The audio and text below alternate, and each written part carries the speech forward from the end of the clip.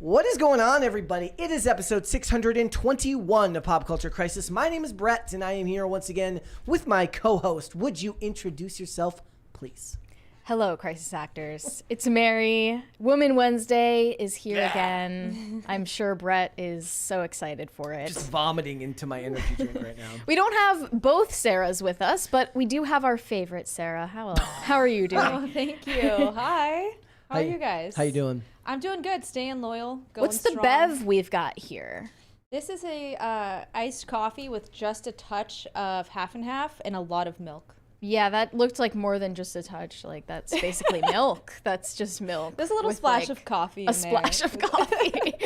Delicious. But that's nice. That doesn't sound appetizing to me, personally. Like, I'll have some coffee, like hold the coffee. Coffee, hold the coffee. Yeah, I'll have some coffee and milk, hold the coffee. Yeah. Yeah. It's like when my friends would make fun of me for getting everything that I ate plain growing up. So when we go out to eat, they're like, Brett will have a number 3, hold the flavor. Literally. Why do you eat, like, no flavors? You like bland food? I don't know if that's an accurate description. No, it's true. I've trained, my opinion on lettuce has turned around. I'm not as anti-lettuce as I used to be. Mm-hmm. I used to just take the texture of lettuce. It doesn't bother me anymore. So I've come around. What happened to you? And tomatoes don't like I'll eat tacos with actual toppings on them now. Were you raised like you were forced to finish dinner even if you like didn't like it? I don't think like so. You had to stay at the table and eat the dinner? No, but no, I don't think so. That's a very controversial thing in parenting circles these days, I've gathered. It's, I mean, my some people didn't... think it's abusive to make your kid eat the dinner you made. I think for the most part, like, we just made stuff that we actually liked eating. So, like, maybe when they were making fish, yes, I would be like, that's disgusting. I don't want anything to do with it. That's the most ridiculous food opinion you have. That you're just, like, anti-fish. Smells disgusting and should be outlawed. Well, no, because isn't there, like, a whole fish stick... That gate that happened. Fishgate. There's Fishgate. Fishgate. You should go to Red Lobster before they all shut down. Get the endless shrimp deal. Yeah, I've never been to Red Lobster, actually, so we could go together. We need to do this before they shut down. They're not. Look, the Chapter 11 means that they're like reassessing. It's not going to close down all of them. However, I did watch a crazy montage the other day of like it's to this sad music. It's like all the restaurants that are closing down in 2024. It just went through all the chains and showed you all of the ones that were shutting down. Apparently, there are Marie Callender's restaurants. I've never heard of that. I did not know that either. What are they normally? They just It's a sell pot pie and stuff? yeah. Okay. But it's a restaurant. I had no idea that was a thing until just the other day. But a lot of restaurants are closing. It sucks. But I do like going through those threads though and watching everyone argue about why they're closing and all of the things that they think that are going to happen that are good when they close, because it's where you see like. It's like a weird pocket of the culture war that blames different things for the downfall of restaurants. Some of them actually believe it's because of the quality of the food that they're failing, when that's not really the case. What is that supposed to mean? People stopped. Perhaps I'll eating pull up out a thread here soon. Yeah, is now you bad. got me interested. And also, like, I love hearing people argue about inflation and business and greed. It's my favorite things to read about online that has nothing to do with my work, but I'm usually enthralled by all the people who are like, grocery stores are closing and restaurants are closing because of, or are charging more because of corporate greed. And then some dude with a pocket protector comes in and goes, that's actually not the case. And then he goes through and he breaks down like why the Fed is the problem and talks about various things. So I enjoy reading that stuff. Freedom Tunes does something like that, I believe. That makes perfect sense. Where they break down things like that.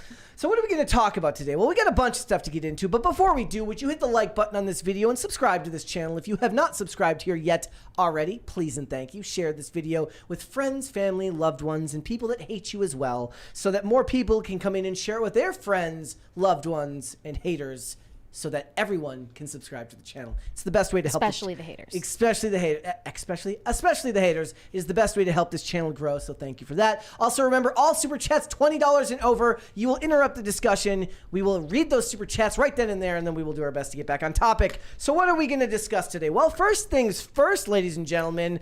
Cardi B and Candace Owens are having a bit of a back and forth on Twitter about whether porn is destroying America. I am consistently impressed with how much like Newsweek and TMZ actually pays attention to Candace Owens. It's kind of impressive. She's one of their favorites. She is. They also like writing hit pieces about Britney Spears. Yes. They have their favorites. And Newsweek covers her, and they cover Ben Shapiro pretty regularly. So we're going to talk about them arguing over whether corn is destroying the world. So we've got that. Yes, the plant. The plant corn. Yes, that's exactly what we're talking about. Also, Jason Kelce obviously is the brother of Travis Kelce. He's having he had a back and forth on Twitter as well, arguing with people about whether the term homemaker is acceptable for his wife. It's interesting because it seems like the term has been demonized so much that even if the term was true, it doesn't matter. Right. It's a slur. Homemaker is a slur, and you're not allowed to say it. So we're going to talk about that. Also, guys, millennial laziness has reached peak heights. No, I'm half kidding about that. Remember quiet quitting, where basically they decided we're just going to do our job and we're not going to go above and beyond, and then we're going to whine about it online because that's what millennials do best. They whine about their jobs.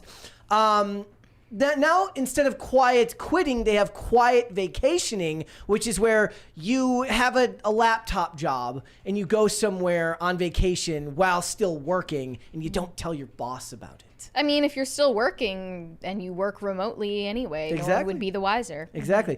Also, Google AI is unhinged and is making all sorts of bad choices right now, and we will talk about all of the bad advice it is going to be trying to give you if you're not careful. Just don't go to AI for your medical advice or if you are struggling with mental health issues. Correct. So we got that. We got a bunch of other stuff. If you ladies are ready, we can just get right into it. You ready? I think I'm ready. Ready? I'm so ready. Okay. They've actually made up their minds for once. This is fantastic, guys. All right, first things first. So very recently it was announced that there would be a new Dexter prequel. Now, in the same vein as Young Sheldon and the old show, the Young Indiana Jones TV series, we have Young Sherlock coming from Amazon Prime, and it's going to be created by Guy Ritchie. Gag me with a spoon. Doesn't interest you? Someone in the chat said this is the stupidest thing they've ever seen. I feel validated that someone agrees with me because I feel the only reason something like this could have gotten greenlit is the success of Young Sheldon, which I think prequel in general, like Young Sheldon doing like that well, becoming that popular, also made me angry because like it's a spin-off of Big Bang Theory that has nothing to do with Big Bang Theory. And if I remember correctly, there's like a Watson TV show coming out this year.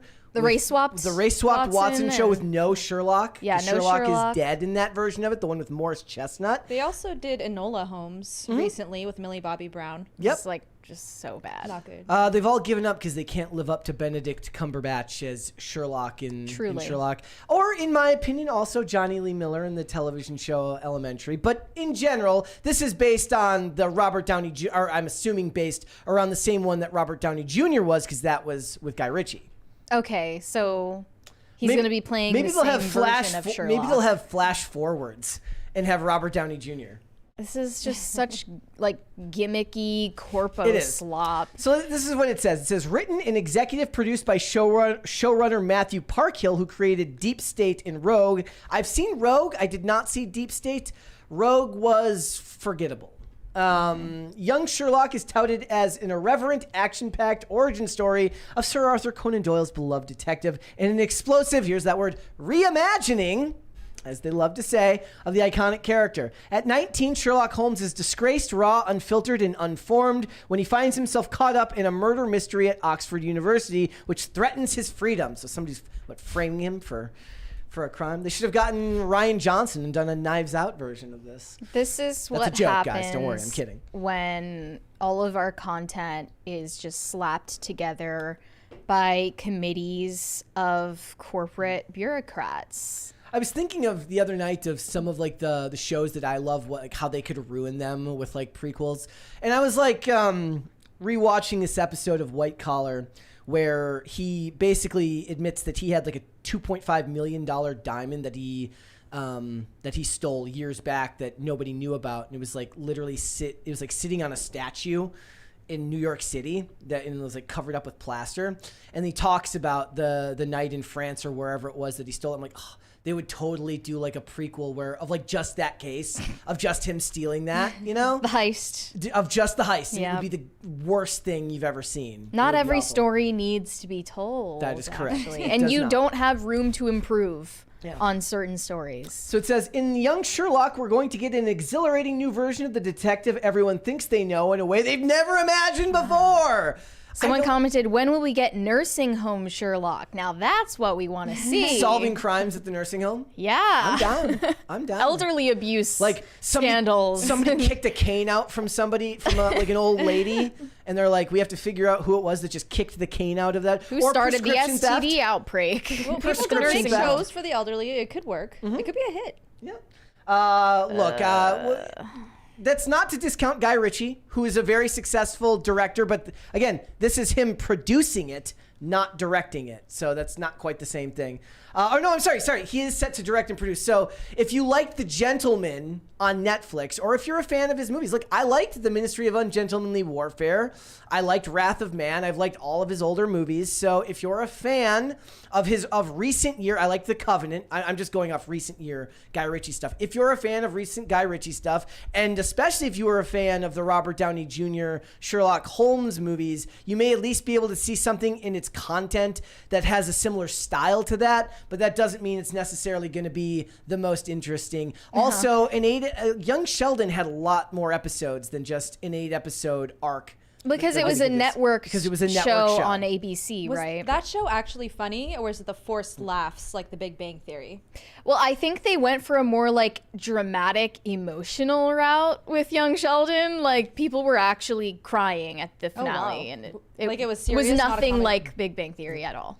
Interesting. Okay. So we'll have to wait and see if this comes out. This might be worth checking out for me, especially for like 8 episodes if they keep them short. So one of the things that I've been really enjoying is like when I try to find new series, like even with the show Reacher, the episodes are still like network length. They were all like in the 43 to 44 minute length. So is that show Almost Paradise that I'm watching. So when I know that I don't have to turn it on and see that it's an hour and 20 minutes long, and I'm like, bro, I don't got time for an hour and 20 minutes. I finally forced myself to watch the 2nd episode of Firefly. Still hate it. I hate it less now that it's shorter than the pilot episode. Yeah. I don't understand what women will never understand space cowboys. My boyfriend told me to watch that show. Yep. It's the dumbest shit ever. Don't even bother. Don't even bother. It's clearly just like you know where the plot. Doesn't even have a plot, but you can predict literally everything that's going to happen in the series and each episode. I know I'm only 2 in, but it's like, oh, I know what's going to happen next. They're going to get in a bar fight, and then it's like.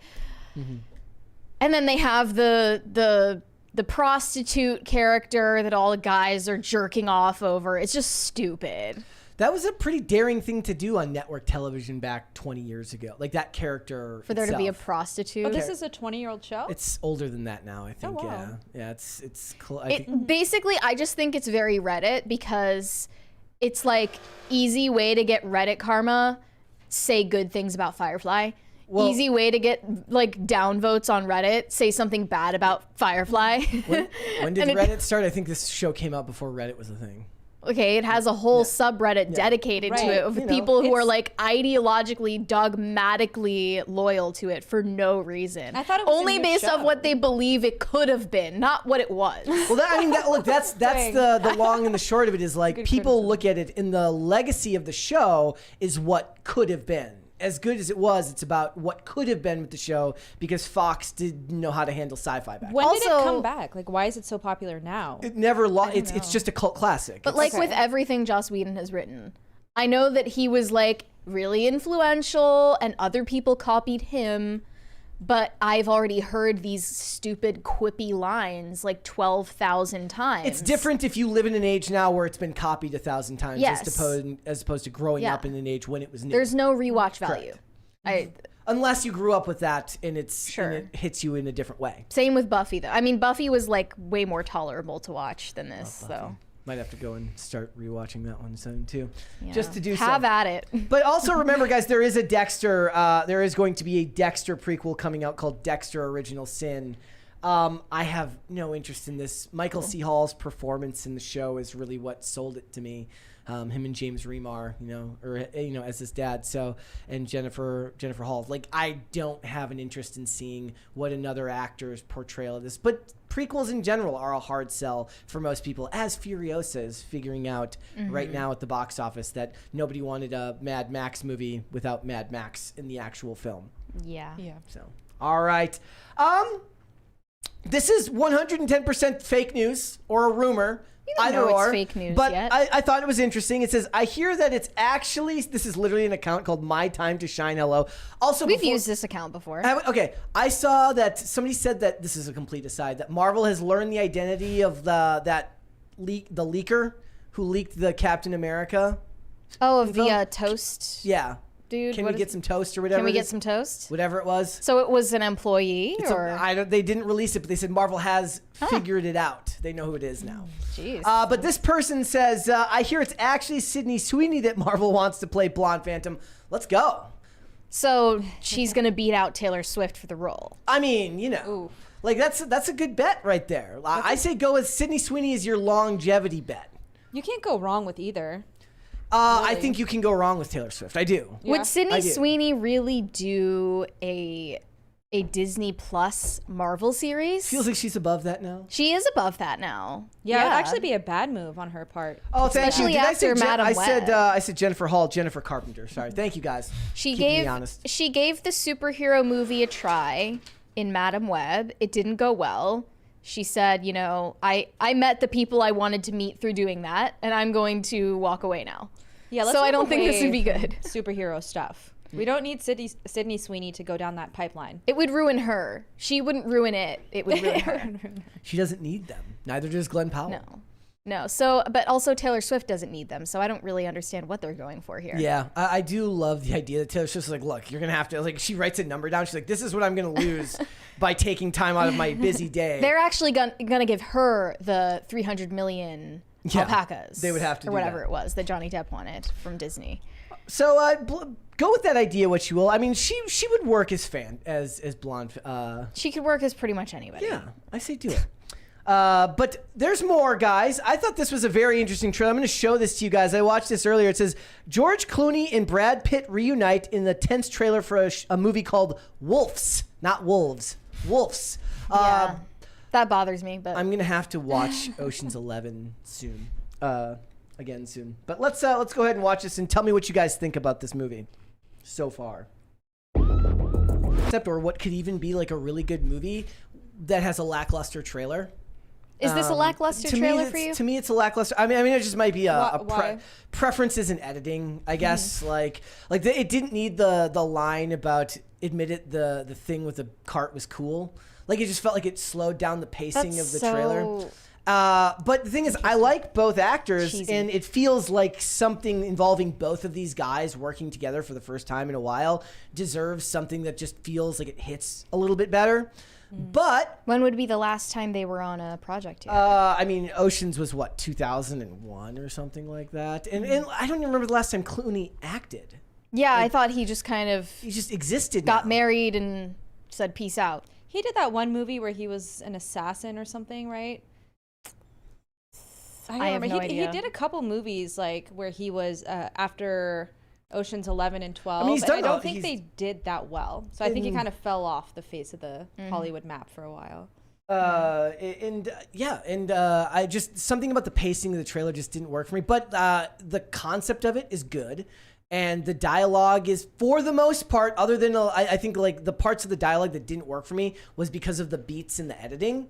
And depending on how long the movie is, it absolutely seems like something that will be worth seeing. It's going to be in September, I believe, and the concept is good. And you don't get a lot of movies like this these days that's just going to bring in two actors of that size. Like, I thought for sure this was going to streaming. I was like, you're not going to put Clooney in streaming, are you? It looks like a trailer for a streaming movie. Exactly. But the star power doesn't make sense. But since Fall Guy, I feel like we learned that the star power isn't going to sell it. Because, you would think Ryan Gosling is a good enough selling point, yet no one cared. I tried to watch that movie, and I had to turn it off. Fall Guy? Yeah. I did not like it. I wanted to like it so bad. That's surprising. That's fantastic. Said, don't forget about Burn After Reading. What didn't you like about Fall Guy? What's not to like? I hate Emily Blunt, so that's probably Okay. why. Okay. I heard a lot of people say that, but she wasn't supposed to be the only focus of the movie. Yeah, because I do like Ryan Gosling a lot. That's why I watched it and I gave it a chance, but it just wasn't for me. What about Emily? What is it about Emily Blunt that you don't like? She blunted it. I think that a lot of roles that she plays should be played by a younger actress. Okay. A lot of people said that. There was a Yes. fair amount of criticism that it needed younger actors. But at the same to do it. time, she was playing a woman who is advanced in her career, and it wouldn't make a lot of sense for a younger actress. So to what do if they that. had gotten Glenn Powell and Sydney Sweeney to do Fall Guy? Yeah. Or Ryan Gosling and Sydney Sweeney still. Like I'm Age fine with gap Ryan Gosling. relationships. I mean, it's not even that big of an age gap, but I get your criticism there because I've seen other people say the same thing. Emily Blunt isn't my favorite either. I really didn't think that but she did. I ruined thought that she did a movie. good job. I don't know. I thought it was fun. I mean, the onus on that movie is on Gosling more than anyone. It doesn't work unless his role. Just like when people were talking about Furiosa and they're using Barbie as an example, they're like, you do know that Barbie wouldn't have worked if we hadn't gotten the performance from Ken. True. Like it requires the Ken performance for it to work at all. So I am going to go and see this one. It does look interesting to me. And again, this is Looks like a guy movie. genre-wise. This is right up my alley, and we'll have to wait and see. Looks fun. I'm excited for it too. I mean, those are two great actors. They haven't been in a movie in a while. Like I like original. both of them, and we'll have to wait and see. It's gonna be fun. All right, this is just. I'm just leaving this here for everyone to see. Well, Don't touch the mouse. No scrolling. as you guys probably are aware, Pride Month is beginning in just a few days. And if you want to get super skinny for the Pride parades, there's a deal on discounted Ozempic for do that. every guy who wants to look lean at the parade. $90 per injection. Is That's that it? half off. That's nothing. During Skinny Pride Month. Legends. Can somebody tell me Only like at this how parade much this like? year. So $90 per injection. Do I get like an estimate at how much weight comes off with one injection so that I can know how much per pound that $90 is going for? If you're actually diabetic, then I think your insurance is supposed to pay for it. But for most of these people, I'm guessing they're not diabetic. They're just using it recreationally. They're not even hiding it anymore. Nope. This doesn't seem legal. Like, but are you fat and lazy? Yeah. Be hot for Pride. That's about it. We're in a bad place as a society. Yeah, we're gonna get off this one because I'm terrified to scroll. So we're gonna. Can't you just trust yourself to not click a certain button? I cannot. I'm it's Impulse like control, telling you Brett. not to do something makes you want to in do the it. show. In the show, Eureka. There's a character named Fargo who he's a genius. He's quirky. And he will absolutely hit every button that he's not supposed to push. So if you put a big red button that says "Don't push," the first thing he does is push the button. So that's me right now. So all right, we're gonna move on, ladies and gentlemen. Just a heads up, if you are looking to get skinny for Pride, you can go and do that. To any gays in the chat. Yeah. All right. This is interesting. Footage shows Disneyland packed full of non-binary and goths for a special event. I imagine that maybe the goths would be like, look, don't lump us into this. Yeah, I found that odd. To this. I mean, they do confusing. look alternative, but they're all really fat. Here we go. Let's. They need that Ozempic special. How are they all fat? How's that even possible? You know what it is? I can't spot a single non-fat. There's like 300 people, but only 100. There's like 300 people, but only like 40 couples because they're all in polycules. They need to change the capacity requirements here because they're taking up like 3 times the space of a normal-sized person. This is just another sign that, Disneyland and these theme parks are not for kids anymore. They really aren't. They are for adults with no lives. Yeah, it's very, very sad. No offense if you guys go to Disney, but I hope that no one who looks like this is in the chat right Disneyland. now. or is at a Disneyland. goth and you go to Disneyland? Come on. Leave the goth. I say leave the goths. The real goths don't want to be attached to any other identity. Like just because I'm goth does not mean that I'm non-binary. Come on now. Shouldn't Marilyn Manson have his own theme park? Yes. Something. Yeah. Like razor blade or roller like coaster. or some type of like haunted house called the Maryland Mansion. Yeah. Yeah. That makes more sense. We're to me. cooking. Yeah, We're cooking here. I'm there. All right. Someone said the Fatty Kingdom. There Sorry. you go. There you go. Kingdom. On that note. All right. Here we go. Big bone. This story is creepy. Yeah, really creepy. So this Stranger Things actor, Gaten Matarazzo, he recently did an interview with Variety, and he was talking about some of the disturbing experiences he has had doing meet and greets with fans. And, you know, people still think of him as the kid he was when he first started on the show. And, you know, he's heard some disturbing comments.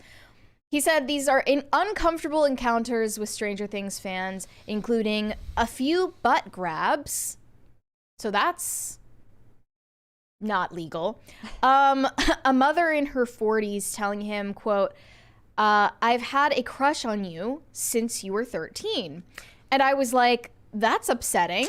I'm sure she just meant, oh, this kid's cute. But then she doubled down. She was like, I'm aware of the age difference. And then I was like, all right.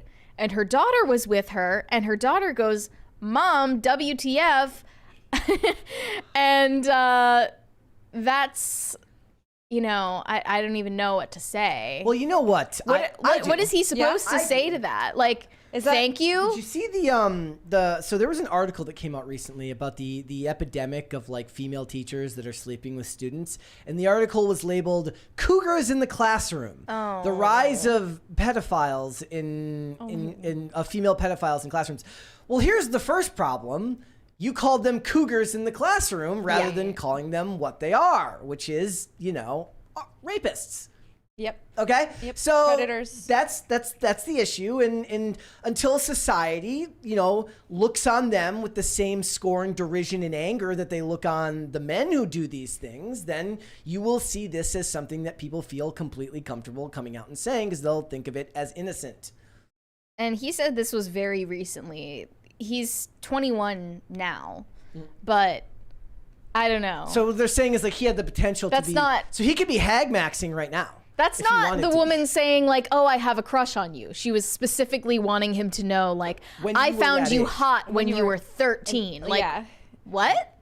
And to say that to him too, like she's kind of getting off on telling him, it's like, no, I want you to understand, like I was sexually attracted to you. Here's the problem. And he's like, now, okay, bro, now it's hag-maxing. 5 years ago, it's just a crime. You're an adult now. You weren't an adult 7, 8, 9 years ago, so it's not good. It's not good. And yeah, the scarier part is that the kid was there, like, Mom, what the hell are you doing? Yeah, that seems embarrassing. So embarrassing. Yeah. What the hell are you doing? I find it surprising that Stranger Things is even still going. Well, actually, it's funny because like they're talking up like the last season is like finishing production. It's gonna be coming out soon. They're like, I saw like multiple threads saying like I'd like to offer on behalf of everyone that we don't care about the final season of Stranger Things. No one should. It's just been too long. Yeah, like I mean, Millie Bobby Brown is married now. She's a married woman, and they're still going. To be fair, a lot of people criticize her for what they claim is getting married too early. But yes, she is what, 19 or 20 married? She's like 20 or 21. Yeah, and they're all playing teenagers, right? Mm-hmm. And there's only been 4 seasons, and it's taken them how many years to come out with them? It's always hard when what's with shows these days taking like literally eons between seasons?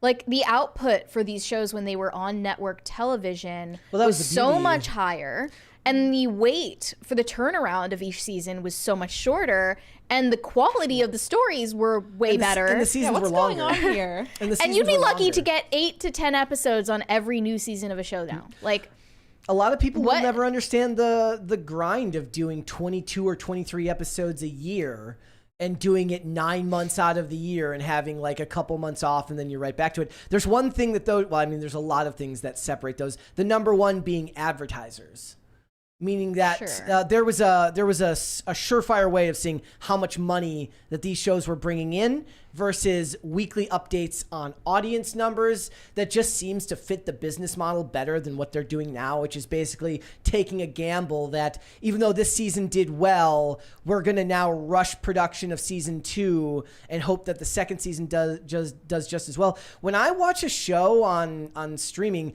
I kind of just assume that's the only season unless there's multiple seasons of it. Yeah, right? You're safe to assume nothing is going to get past season 2 or 3. I watched, like I said, I'm just finishing up season 1 of Almost Paradise. If I didn't know that the second season was already done and up there, I would have never assumed that it was going to get a second season because most stuff doesn't. Oh, is it good though? It's good. So it doesn't really matter if it's good or not.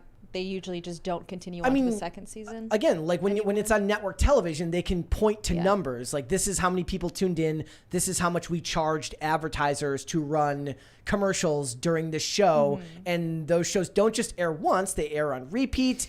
And then they go into syndication once the show hits 100 episodes. So streaming ruined TV. Yeah, and for the most part. Streaming and wokeness. Yeah. I think. I just think that the business model for streaming is just so much less beneficial to actual storytelling, where when you watch a show that's on network television, you can see it grow over however many seasons because they have to either listen to the audience or go where the numbers are, which is why shipping became a thing to begin with. But why not continue on with one show instead of having one season of a bunch of different shows? Say it again. So why I mean, I know you kind of explained it, but I don't really think it makes sense to have like a ton of shows that have one season versus focusing on one show and expanding on that show and having multiple seasons of that. Well, the longer you run a show, the more the contracts become for the actors is one thing. Like once you get past season 3, contract renegotiations, you have to pay the actors more. So it's like a... It's why a lot of times they split season 5 into 2. Basically, it's like part 1 and part 2, so it's still technically the 5th season rather than making it 5 and 6 because contract negotiations change at that point. There's all sorts of ways. So they're just trying to max out as much as possible. Yeah. Gotcha. Yeah. And I think the network television model was always better because you had to do more with less. It was kind of trial by fire, and you had to make it work as opposed to, what was it that they were saying that when they made Anyone But You, that they were offered more money and more on budget and more pay to make it on streaming than they were going to get it at theaters. And Glenn Powell was like, no, I have principles. There you go. He cares about cinema. So either way, back to our original point, it's creepy. Lady, you're creepy. I think everyone is on the same page that it's creepy. Yes. All right. And speaking of creepy, or at least a different type of creepy, just a bad idea in general. just on bad juju. Okay, bad juju here. Another billionaire is planning a trip to the wreckage of the Titanic with a $20 million sub to prove that it's safe nearly a year after the Ocean Gate explosion. So this one is going to be better constructed. It's not going to implode. It's really funny. Hope. It's really funny. This is like building the Twin Towers of Babel. Larry Connor, an Ohio businessman and billionaire, told the Wall Street Journal last week about his plans to prove that a dive to the Titanic wreckage site can be done safely when proper engineering is employed. You know that there was just a halt on the new Mission Impossible movie because of issues with the submarine that they were filming on? Underwater? Really? Yeah. Well, these are the consequences of DEI programs in STEM. I'm just saying. I can't prove that here. You have to hire engineers on merit. So it says, he says, what we need to do is build a sub that can dive to Titanic level depths repeatedly and safely and demonstrate to the world that you guys can do it. Can I ask a question? Why? I think it's why? just... I understand the whole need for exploration, yes. But this isn't the great unknown. No, it is. It is. Not really. More so than space. It makes sense to do deep sea exploration. But they keep going to the same location. They made a movie about it. It was called Titanic with Leonardo DiCaprio. There's a necklace down there right now. I mean, this site specifically, like the Titanic wreckage, yes, like that doesn't make sense. But deep sea exploration in general, I think that makes sense. My why is for this specific location. This one, we're done specifically. With this. I'd rather he spent the $20 million designing a door that both Rose and him could sit on together so they don't die. Ocean Gate to Ocean Boogaloo. Yeah. So he's an entrepreneur. He founded the Connor Group, a luxury real estate company based in Dayton, Ohio. Doesn't sound like this guy knows anything about submarines. Look, it's okay. Like I like Larry Connor. What the F does he know about submarines? We need Kanye's logical explanation right here, right now, if we're gonna bring the world back to some semblance of sanity. You know, everyone blamed Ocean Gate on the fact that they were using an Xbox controller. That was not the issue. Mm-hmm. There were multiple different issues to play, but basically it was because he was, you know, bragging about how he hires based on diversity quotas. Not a good and idea. It turns out that can literally kill people. And it did. Infernal Machine says there's no water in Dayton. Dayton, Ohio doesn't have any water. They shower with sand there. So where exactly is the Titanic wreckage? Do we know, like... This is like when people give you the gotcha, like, you couldn't pick this place out on the map. I'm like, yes, that's me. I have no idea where it is. I've never even thought about that. It's just in the ocean. I mean, it's like, you know, the ocean. You know, but like which side of I got it. It's approximately 370 nautical miles southeast of Newfoundland, Canada. I don't know what the heck a nautical mile idea. is. Okay. How's it not moving with the currents? Can we just pull it out so people can stop having to go down Yeah, we there should get with it out of the submarines? water. Well, that's what Larry Connors is going to do. He's going to get his sub down there, and then he's going to make it an excavation. I went to like a Titanic exhibit at a museum one time, and they just put like a huge block of ice in the room. That was it. Why? Yeah, it's like this is like what an iceberg feels like. The Titanic experience. It was really dumb. I had a friend who But that should be enough. I had a friend who would go as morbid characters in history for Halloween, and he went as Edward John Smith, for the captain of the Titanic, for Halloween one year. I tweeted joy the on his Titanic. face It was to an tell people. inside job. What does that mean? I don't know what it means, Like- but it's provocative. So, Big Iceberg was in cahoots with. They planted the iceberg there. That makes sense. No, but then I think it was climate change. You know, I tweeted that, and then I had people responding to me in earnest, agreeing. Of course. And they had their own reasons. They said that there were like people involved in like the Federal Reserve or something. I always suspected. Wait, let me check. Let me check. Yeah, I've seen memes like that. That The are like Libertarian every person Party who opposed, proven right for the first time ever. Yeah, it'll be like a Certainly meme not that's after like, that election they just had, guys. I would love to, if it's true, Yeah. if that's true, then that's weird. But there's no proof that like every person that ever opposed the federal bank was like. No, on someone- the In someone the chat replied- says J.P. Morgan had the Titanic sunk. Someone said, I mean, supposedly the powers who opposed the creation of the Federal Reserve were on the Titanic, so I wouldn't be surprised. Okay. That's And new, many people though. in Congress against the Federal Reserve Bank Act passed not long after the Titanic sank. Okay, wait. We're on board. So rather than just hiring somebody to just off them in public as a random act of violence, you paid off, you took Captain Edward John Smith's family hostage and had him like Also- wheel it into the iceberg. You don't think all those guys sat around the table being like, wait a second. We're all the only guys that oppose the federal bank, and we're all on this boat together. That's a little weird. Never get on an airplane with like when you're like part the of a Federal group of Reserve. people that opposes, you know, like all those people that there's like 10 Boeing whistleblowers now, and that hitman is just working overtime to have to get rid of all of them before things go wrong for the company. Another reply. An MF like me simply would have handled the situation. Oh, I like this one. Andrew K says Obama drone strikes the Titanic. That makes That had to be total it. sense. Yes. I always suspected that as well. That is perfect. Somebody says I need sequel Titanic 2 Jack is Back. Like make it a horror movie. But it's starring Jack Black. Jack Black. Yeah. As Jack. Yes. In the sequel. All right, guys. Well, you have proved it here. The Titanic was in fact sunk to allow the Federal Reserve to gain the power that it has now. And look at where we Obviously. are. So the proof is in the pudding. We got a 20 from Pop Culture Junkie. Remember, as the captain of the Titanic said, just stopping for ice. Perfect. Great. All right, guys. What would you like to see? Cringe or cute of the day? It's up to Sarah. Let's start with cringe. Does anyone start with cute and go to cringe? Like, does anyone prefer that? Mary I does do that. sometimes. Yeah. Mary does it. You want to start with cringe? Yes. Okay. All right, here we go. This one is like it's not on the level where Mary had to like warn me beforehand, which is always a good sign. I kind of forgot what it was. Oh, yes, I remember. Here we go.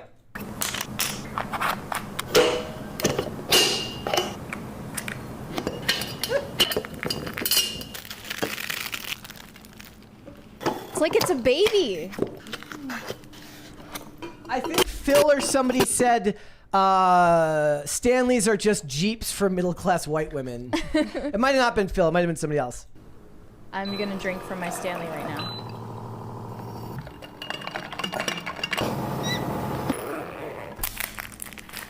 Wait, when did this turn into an ASMR video?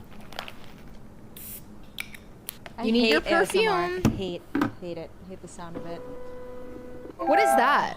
Nails on a I wasn't chalkboard. clear what that was. I don't know, Mary. You tell us. You have the same color Stanley Cup. What the hell did that just do? It's like when person in it's like this when they video. make those videos about a dog or a cat getting clean, and they throw it into the dog microwave that dries it off. It looks like they're cooking The it. dog microwave. It just cleans the phone or something. I don't know. Like, I don't know what that is. It's like a Do you phone think people buy fleshlight. these products just to make these videos? Or do you think they're actually using them every day? Oh, somebody says it cleans it with UV light. Amazing. iPhone toaster. Don't forget to make the handle of your cup completely unusable, bitch. And then at the end, she just attaches another handle. Like, why? When are they gonna put Somebody gun needs to make holsters on Stanley cups? Somebody needs to make a sizzle reel of this to like a rap song. Is that a red flag in a woman? Yes. Right. Yeah. That's Yes. I think like. the most red flag is that it's all beige. This is a beige Okay, flag. let me rephrase. The end result here, yes. If I see a woman with a fan on her Stanley Cup, I'm going to assume that there's something wrong. What is wrong? Drug addiction. She's got to keep herself cool all the time. What? Her body can't regulate its own heat. Like, And we got Sarah over here with this like personalized mason jar thing. An S on it. Yeah. This was actually a Secret Santa gift from Alex Ayala and Chris Oh, Carr. that's nice. okay, all right. Wait, they got to do both together? They get to do Secret Santa Well, I together? think technically it was from Alex. Somebody says she lost me when she put her phone in the toaster. That's the phone toaster. It's the phone Obviously, toaster, if you yes. didn't know that, you're a Philistine. Of course. All right. Cute. Okay, time. cue to the day. That was a bit much for me. All right. This is from Nicholas James C. It says, here we have our three lovely dogs, Jack, 14 years old, Olive, 2 years old, and our newest addition, Tilly, 4 months old. Oh, like a little snowball. Beautiful. Cute. Fierce. I like it. Yes. Oh, Tilly. Those Is are that a very boy or a cute. girl? That was Not sure. Jack, so I'm Jack. assuming Jack is a guy. Okay, he looks like Okay. a good boy. Let's do one more here. This one is from Peyton Keith. It says, my workout partner and mighty snack hunter Eskimo Pie for consideration of cue to the day.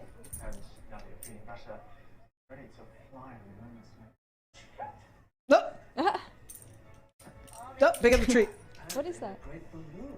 I don't know. Dude, my dog stole an egg off the counter the other day and like preserved it for a day. Oh until I yeah, found it. Yeah. It's like a thing on. There's a trend on TikTok where you like give your cat or your dog an egg and they will protect it. Yeah. For some reason. He legitimately did. Yeah. I did do the thing where you put it up against the wall to see if the cat puts its paws out. Wait, Put what? one against the wall. You hold the cat and you put it against the wall to see Oh. if they put their paws against the wall. Did they? One did, one did not. Which one did? May I think we know. No, Mocha actually was the one that did. Oh, good reflexes. Aw. Okay. Yeah. I decided to not, make fun of Mocha for a moment because I was quite impressed. Yeah. Mocha somewhat earned your love. I was Not never able my to way. get. Chloe will not let you hold her that way. Okay. Chloe will only let you hold her. Like Chloe has to literally come up and sit on you and then you can maybe pick her up, but otherwise you're getting scratched and removed from the situation. It looks uncomfortable. I don't blame him. All right, let's go ahead and get started then. Now that we're 47 minutes into the show, ladies and gentlemen, it's time to get started. What the hell's going on with Cardi B and Candace Owens? I almost called her Cameron Owens. It's not Cameron Owens. It's not Cameron. Yeah. So this wouldn't be the first time that Cardi B and Candace Owens had a beef over something. I think it's been too many times to count. But this time, Cardi B has come out to defend pornography. It's a really important issue to her. And I think Brett astutely observed before we started the show that Cardi B and WAP specifically couldn't even exist in a culture that hasn't been thoroughly pornified. And what Cardi B does for a living is not all that far off from what a porn star does for a living.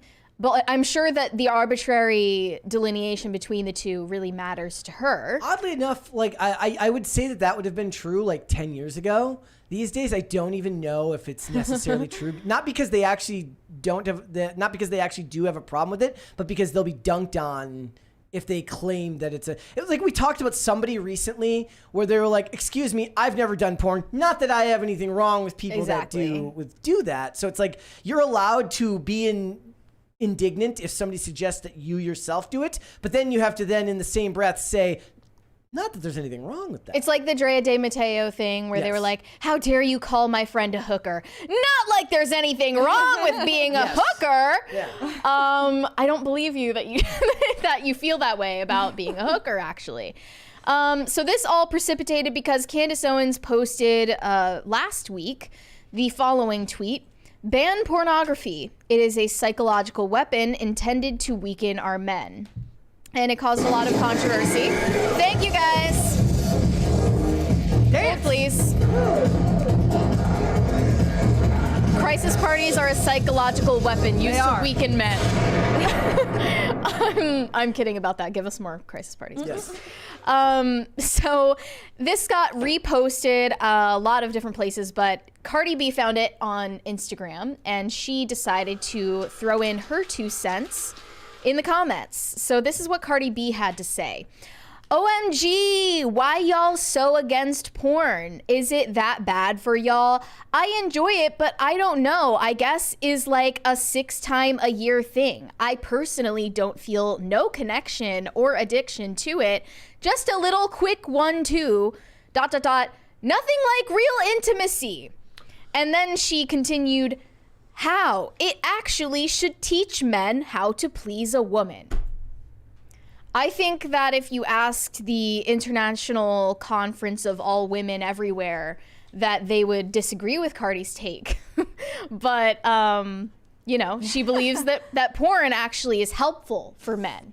And it's not a psychological weapon used to weaken men at all. That's a very bad take. Maybe the idea, maybe what she should have said is it creates unrealistic expectations towards sex for both men and women. Yes. Yeah. Well, she doesn't seem to have any criticism of porn whatsoever. Yeah. Because, look at the WAP music video. Read the lyrics to WAP. That's basically porn. And the difference between that and porn maybe wouldn't have existed if you asked someone even just 10, 15, 20 years ago. But our culture is so pornified now that it is ubiquitous and you don't even know that you are being forced to consume it. It is funny to read Cardi B's response and then look at the response of people who disagree with her in her comment section from like politically active figures. Cardi B is basically saying like, what's your problem? It could teach you how to be better in bed. And everybody else is like, on a constitutional level, I do not support the idea of using the government to ban such things. Which is, two very different approaches to the same conclusion. Exactly, right? So it's like you can take very different paths to come to the same conclusion. But how many people would have thought that the average conservative would agree with Cardi B just for maybe not the average conservative, the average libertarian, the average libertarian would agree with Cardi B, but for vastly different reasons. I think that the intellectual argument is really just the Cardi B argument in disguise to sound like there's a good reason to allow this shit to be propagated in our society, especially to children. The average age of exposure being 11, which implies obviously there are tons of children being exposed to it way earlier than 11. So really, given the market demand for it, that is just what society collectively has decided is a justified human cost for the good that pornography brings them. But I don't think banning it will stop people from consuming it. So yeah, it would make it less accessible. It would make it less frequent. And I mean, technically right now you are supposed to be over the age of 18, right? So I'm wondering, like, how else do you deter the use of pornography? Because I agree with Candace, even if it wasn't consciously created as a psychological weapon, it is a psychological weapon on the psyche of not just grown men, but as you said, children, right? Yeah, well, I'm not gonna like come up with a bunch of policy prescriptions because obviously pornography is just, it's never going to be banned. Maybe I'll say that and I'll be surprised decades later from now, and it is true. It actually will be, but I highly doubt that that's going to happen. It is 110% true, however, that men's desire for women has helped build whole civilizations, and that right now porn acts as a pressure release valve for instincts that would have also helped them, the desire to prove yourself attractive to a mate and to grow your place in society can be curbed when your sexual desires and your sexual needs can be curbed. So it does work. Whether it was intended for that or not, I tend to take a rather darker approach that it really is just, in the mindset of America and I guess the world of capitalists, that it's a need, it's a market, and they're fulfilling a need in a market. But it is true that the unintended side effect is that men will become complacent because they have access to it.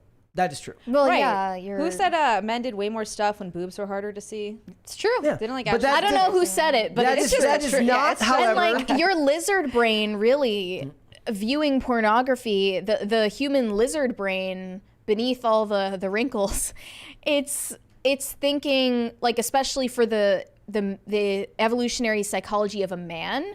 It is thinking like, yes, like you are fulfilling your biological imperative right now. You are doing what you are supposed to do right now. You are spreading your seed and you are a successful male. And obviously in reality, none of that is true, but you're getting all the biological cues that that's true, which is a dangerous precedent to set. There's two 20s there. Pat the Plumber said, if we hit 10 crisis parties, I don't JoJo see why Sara can't do the JoJo Siwa on PCC. I mean, we'd have to teach you the You guys JoJo don't want to Siwa. see. They want to see it. They want to see. That's like one thing They just want you.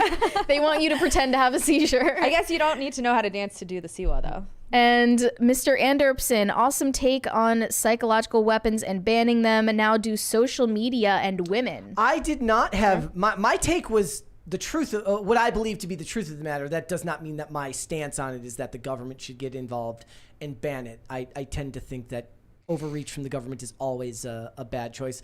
Yeah, that's a bad take by Candace too, honestly. What is? Saying to ban pornography. I disagree.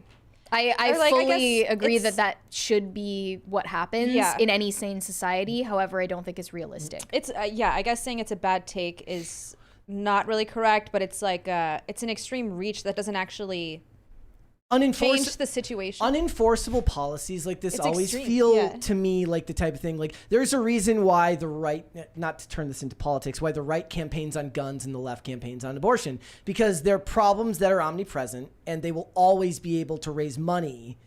And even the same things, like I was talking to someone recently about like, well, like why is the border such an issue, but when the Republicans had a supermajority, they didn't get the funding for the wall, right? Because deep down, everybody knows that both sides use those wedge issues to raise insane amounts of money, right? So an issue like this just seems to me like something that they'll be able to raise money on, that, conservative politicians will be able to raise money on for the next 20 years, 30 years, 40 years.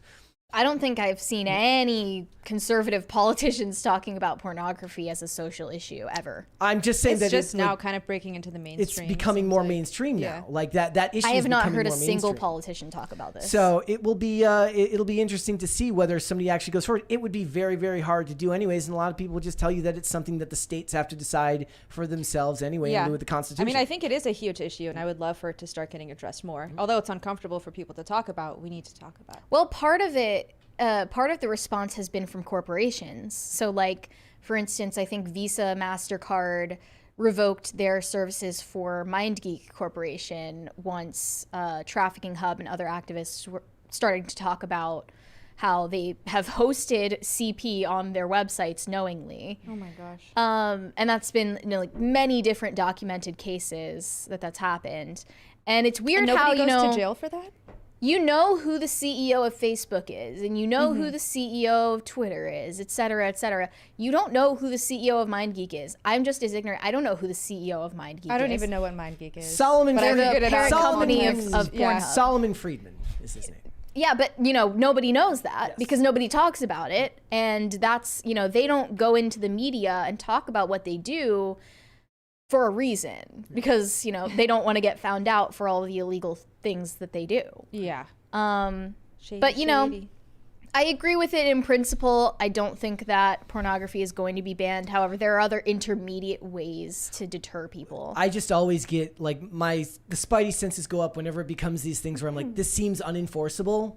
And now, of Right. course, that's just me saying, look, I'm a dummy. So is an Yeah, like, abortion ban. I'm a dummy. Like, I'm not the dude who's going to be the one who's ever going to figure these issues out. But whenever I see things that don't seem to have a clear solution, at least not one that even like, I feel like the solution should be readily apparent to like a fifth grader most of the time, since the government operates at about a fifth grade level most of the time. So when I see issues that don't have readily available answers, all I see that is something that to keep your base angry and raise money on. Maybe. Okay. Yeah, go off, Candace. Yeah. I'm taking the opposite view. I mean, I just think, Yeah. you could say a lot of things are unenforceable, but, so would an abortion ban. Just because some abortions would still occur if abortion were federally banned doesn't mean that it's not a valid thing to push for. I think a lot of people think the middle ground is like, look, the government isn't the answer. Socially, we need to. A lot of people talk about the idea that shame needs to be brought back. Maybe, perhaps, shame towards using these things is a social pressure that you can put on them for doing that. The law teaches people to shame. Yeah. For instance, why Julia Fox said that she's been celibate for 3 years after Roe v. Wade was overturned, and that only further motivated her to continue her celibacy despite living in New York where she is free to get as many abortions as she wants. The law taught her to behave a certain way. It's and also, and I think the other argument a lot of people make, like, look, monitor your kids as best you can. If they're getting access to porn at 11, there's a breakdown in your parenting that gave them access that should never have been there. I mean, I see a lot of people now talking about, like, my kid's not getting a phone until he's much, much older. Or even worse, he could be watching Mr. Beast videos, and you don't want that. Oh my goodness! Oh no! Have you seen that Squid Game video? He's immense. I did see a thing from Mr. Beast recently talking about he wants to work with A24 Gag. I saw that too. About making like a horror movie about a horror game show, which was kind of interesting.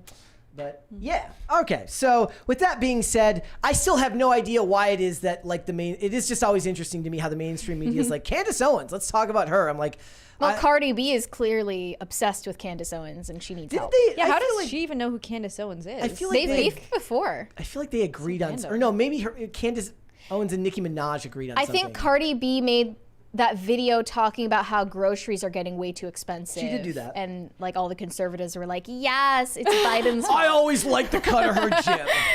Every time. Right, they're going to pretend they were always Every time a Cardi B lefty fans. celebrity says something not nuts, they're like, I always like, that's the worst on both sides. Both sides do this. Like, whenever somebody dunks on somebody, then all the comments like, I never liked the look of that person anyways. And then they're like, oh, Nicki they said Minaj, something I agree hope with. that your cousin's friend from Trinidad finds a solution for his swollen balls. Exactly. Okay. All right. Super Go to chats. Super chats.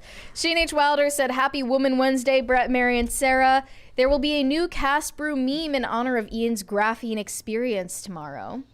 Thank What is you. Ian's graphene New experience? New Low coffee acidity. blend. Oh, Yeah, low okay. acidity coffee. Cool. Did he help like formulate this at all? I'm picturing Ian in like I a think he's not in like a lab, but in like a like in a potion maker's. He isn't a coffee guy. I don't think he is. No, he is. Like He's every always night before got the the- show, he'll have a little brew. Oh, okay. He's always got the clear cup of coffee. Yeah. Andrew Jacobs, happy third gotcha day 2, Brett's stepcat mocha, #JFM. Do not ever call me Justice for the, Mocha? the parent of that thing. The step Mocha's cat. stepdad. I would look. I would adopt Chloe Mocha's on her own. Sorry, best I can do. It's a cat meet cat I mean, world. I would not be the dad that stepped up towards Mocha. Sorry, Mocha's gonna have to just live fatherless. It's just the way it is. Fatherless activities. It's just fatherless behavior. I always He's say, gonna look, act out. it's constantly seeking validation. It's clingy, fatherless behavior. That's Snizzatastic said, classic Mary. I hate it. I mean, what do you expect? Firefly sucks. I'm gonna hate it. All right, let's do Sorry. one more. Shane H. Wilder said, young Sherlock is nothing new. It has been done since the silent era. If they know how he developed his 7% solution of Coke, that could be interesting. Oh, also, it is fair to point out there was a young Sherlock Holmes movie in 1985 that I personally have never seen, but it was a Barry Levinson movie, which tells you how long Barry Levinson has been directing. I thought this show was based on a book series from like the 2010s. Yeah. Oh, I don't know. something. But it'll be. I mean, look, there's a lot of even then saying like figuring out the 7% solution. Like I forgot that story, but like that's what I hate when they do, when they go in and explain something that doesn't need inherently to be explained. It's obviously based on a book series that is not written by, Arthur Conan Doyle. So what's the point? Let's do one more. Mr. Joker said, can we get a PCC prequel series? Brett's a delivery driver who discovers his love of podcasts and blue-haired Mary's reign of terror. Well, I wouldn't have. I was more or less listening to podcasts when I was working at an apartment complex and at a gas station. So, delivery driver, I was not listening to podcasts at that time. Well, you talked to so many people at that gas station, you basically were like learning how to podcast. Yes, podcast In a way. All right, let's go ahead and move on then. It's time to talk about Okay. Jason Kelce. Who'd have thought that the Kelce boys would become celebrities? Why wouldn't you? I mean, we don't really. Like, they're the only NFL athletes that we talk about on a regular basis. I guess that's true. So the Harrison Butker controversy has kind of exploded beyond the scope we ever expected it to. And now Jason Kelce has put in his 2 cents. And it's because he was responding to a troll referencing that his wife is a stay-at-home mom. They called her a homemaker. And homemaker is now a slur. You are not allowed to call a woman that. It is very degrading and dehumanizing. You might as well be calling her a slave if you call her a homemaker. So, of course, Jason Kelce had to defend his wife's honor in response to this troll. So he put up this clip from their podcast. The Kelce brothers have a podcast, and this person said, your wife is a homemaker, but you can't support Butker, and your wife is a homemaker whose home is a mess. Sorry, but it's dirty and messy on television. Seems you're a bit hypocritical. Y'all are going to be left with nothing but Swifties. You just ruined your gig. It's a shame. And Jason Kelce replied with the following. Responding to this, because I've seen a number of people say it. I don't think of Kylie, that's his wife, as a homemaker. I think of her as my wife. I think of her as a mother. She has an occupation, as do I, and we keep our house the best we can. Our marriage is a partnership. We are equals who are figuring it out on the daily. The only expectation is that we love each other, support one another, and are committed to our family. That comes first. We both raise our kids. We both work. We both keep our home. It is both our faults. It's messy. But such is life with 3 young children, busy schedules, and neither of us being neat freaks. She also makes a mean sandwich. You had to add that one in there to get the bro points back. So she is a homemaker. If being a homemaker works for some and that's what they want, then hell yeah, that's awesome. More power to you. I want to be clear, I'm not downplaying that at all, but that is not our family dynamic. There was I have no problem with his response whatsoever. Like what it is I think there's still this kind of not Puritan, this kind of glossy image of what people think of as like the homemaker back in the days when you could live in a house with a single income. And of course he could. He's one of the rare people that can. They are. They're living off of his pension. But and the money he made in all those years. I don't know what she does for work, but there's no problem with the life that they're living. The problem is the term itself has been demonized. But very clearly, right, Jason Kelce is the breadwinner of his household. Yes. She is working as a hobby. She does not need to work. There is no argument for her having to work at all. But a lot of wives are in the situation where they need a dual income to make it work. Correct. That is not the case for them. Yeah. So, I mean, it's just, as you said, the term homemaker or the term housewife or even just the term stay-at-home mom, which is very descriptive, it's been demonized and seen as insulting. It's seen as belittling for some reason. I mean, I think the reason is ultimately that, feminists told women the only way you can prove that you have inherent value is to make money like a man and do everything like a man. Because, men are the prototypical human beings. And if you are a woman and you don't do anything that a man can do, then you're not a worthy human being. Also from an era where women weren't going to college and women weren't educated, and when and if the marriage fell apart, they left with no skills, no money, no way to support themselves, no real knowledge of how to do so. And that's just not the case anymore. Women are out earning men in society. Women are graduating college at higher rates than men are. It's not the same world that we lived in 50 or 60 years ago. And along with that, correspondingly, is the fact that most people can't live off one income these days. It's like the base level of these arguments hasn't changed in however many decades, and people can't seem to get away from the reality, which is that we don't live in that world anymore. Typically, that doesn't mean that people like the Kelces don't exist, who can live that way, but that's not most people's experience anymore. But it doesn't make any sense to turn the term into some type of slur or demonize people who do seek to find a husband who can take care of them so that they can be the one who takes care of the family and the home. That's not a bad thing. That's just that's two people living lives that are complementary to one another. Right. I mean, I think a lot of people are under the impression that they have to have a dual income, but that comes with so many costs too. Like, you need to have multiple cars for that to happen, and you need to make sure your kids have a daycare or whatever. I saw this story. You need to make sure that you have babysitters, nannies. You need to pay for private school if you don't want to send them to public school. I saw a story today that like a kid at like the company KinderCare, it's like a daycare center, it's all over the country, tested positive for cocaine after being at one of their facilities. So you're gonna send your kid out to daycare and he's gonna come home with a crack habit, and that's a problem. Yeah. I saw this video recently of this guy who said he has worked at a daycare center for a long time, and he sees parents drop their kids off at 6 a.m. and come back at like 11 p.m. when they close. Oh gosh. Like daily. And it's like, why are you even a parent then if you're not going to do your job as a parent? Yeah. I don't get that at all. I would rather take the income cut and be a parent. Yeah, I mean, it just depends on what sacrifices you're willing or able to make. But, again, Jason Kelce is very exceptional in that he doesn't need to make any sacrifices for his family dynamic to be this way. I feel like this is the power of buzzwords. It's like, yeah. I feel it's like he would have no problem if you describe the things, but does have a problem because the term carries weight. He's like, don't associate me with that Harrison Butker guy. He's problematic, and he thinks that women are supposed to be in the home. But just, ignoring the fact that my wife is also a stay-at-home mom and loves her lifestyle as a stay-at-home mom.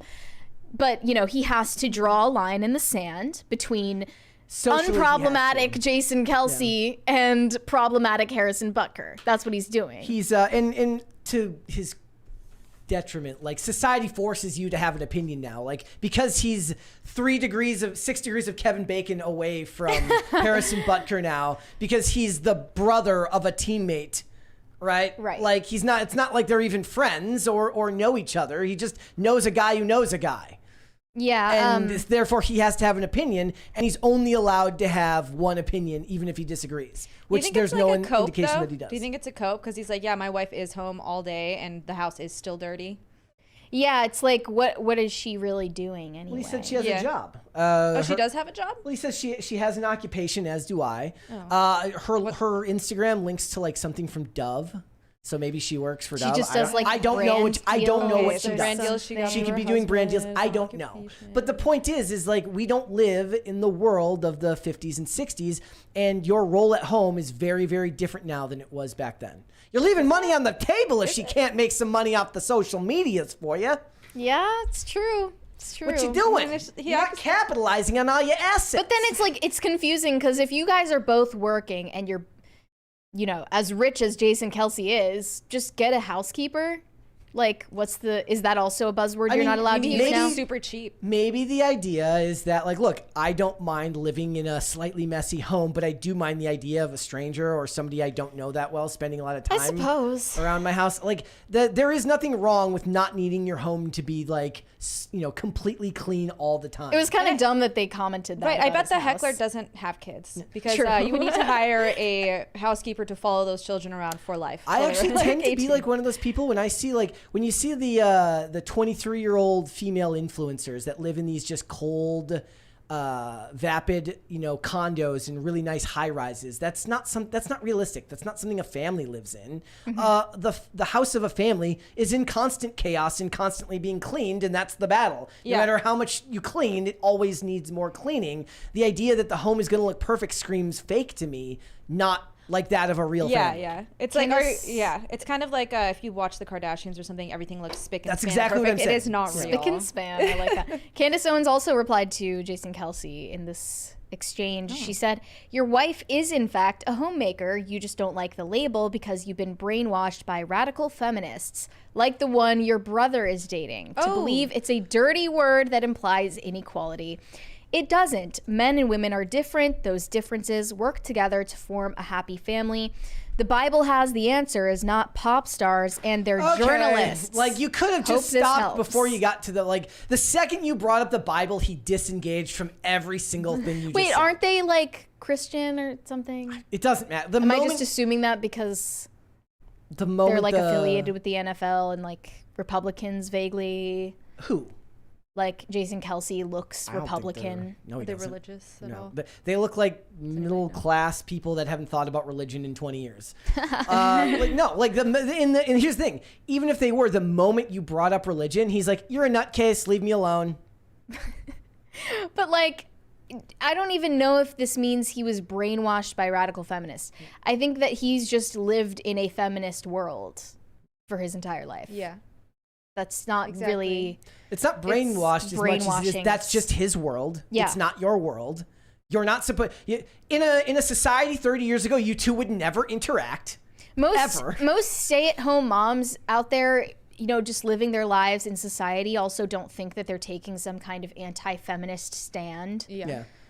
They don't, you know, make it into an ideology. It's just their life. People really don't realize that until the internet came around, you didn't constantly have disagreements with people who lived vastly different lifestyles to you. You went to work with people in your same income bracket. You went home to a neighborhood with people who, for the most part, either made similar amounts of money to you and shared the same values as you. The most you fought about was once a year you fought with your family about politics at Thanksgiving when somebody got drunk, and you didn't really get into arguments unless it was at a bar.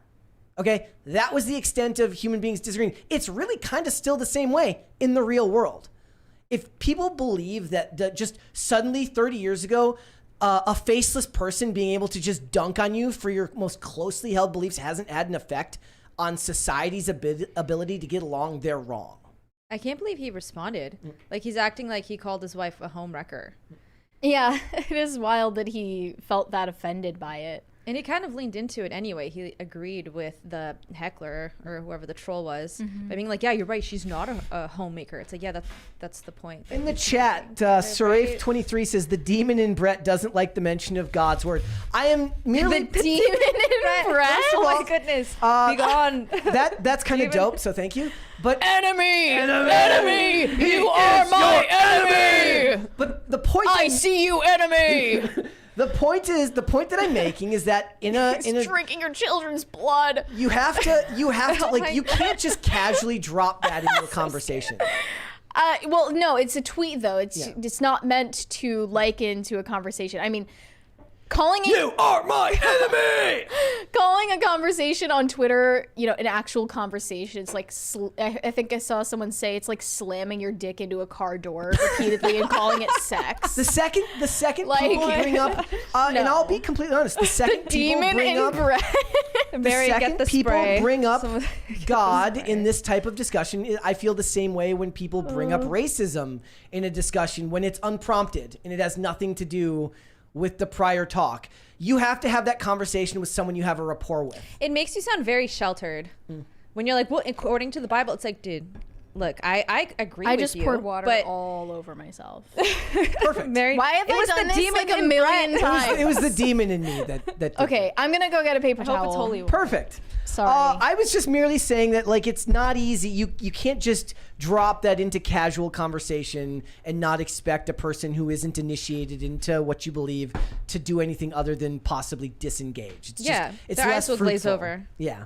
And it turns you off to the discussion. That's just the way things are. I wasn't trying to be judgmental towards anything. I'm trying to help you and the rest of everyone else get further in your discussions with people who might not see the world the same as you do. You're trying to help Candace Owens. Yeah, or whoever this constructive conversation. Whoever this person was that was dunking on Jason Kelce, that Jason Kelce had 10 minutes between lunch and whatever his afternoon activities are to respond to. That's what's crazy is that he responded at all. Yeah, maybe I'll start responding to Jason Kelce. I bet she saw it and felt bad. I have no followers. She was like, babe, you need to respond to this guy. He just insulted me. Mm-hmm. I have okay, no followers online, and even when somebody says something, I still don't want to respond because I just don't.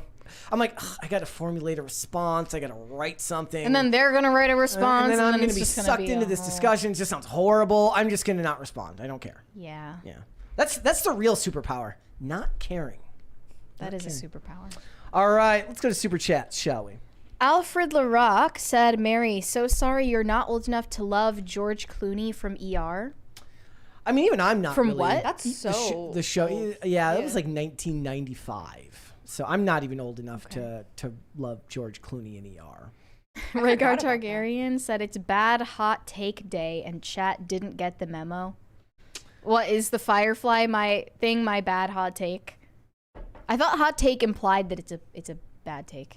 Is it true? A hot take? I think it means controversial. Controversial. It's definitely controversial. I don't know why though. Alfred LaRock, Cameron horsepower, $25 a dose. I was flabbergasted. I can't figure out the demographic.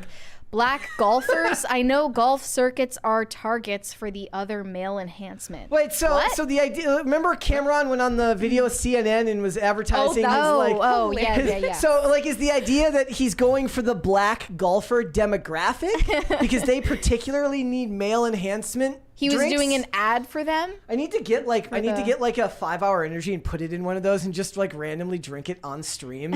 You should create your own soda or energy shot like Brett Cola. Brett Cola. That's an inspired name. Who wouldn't buy that?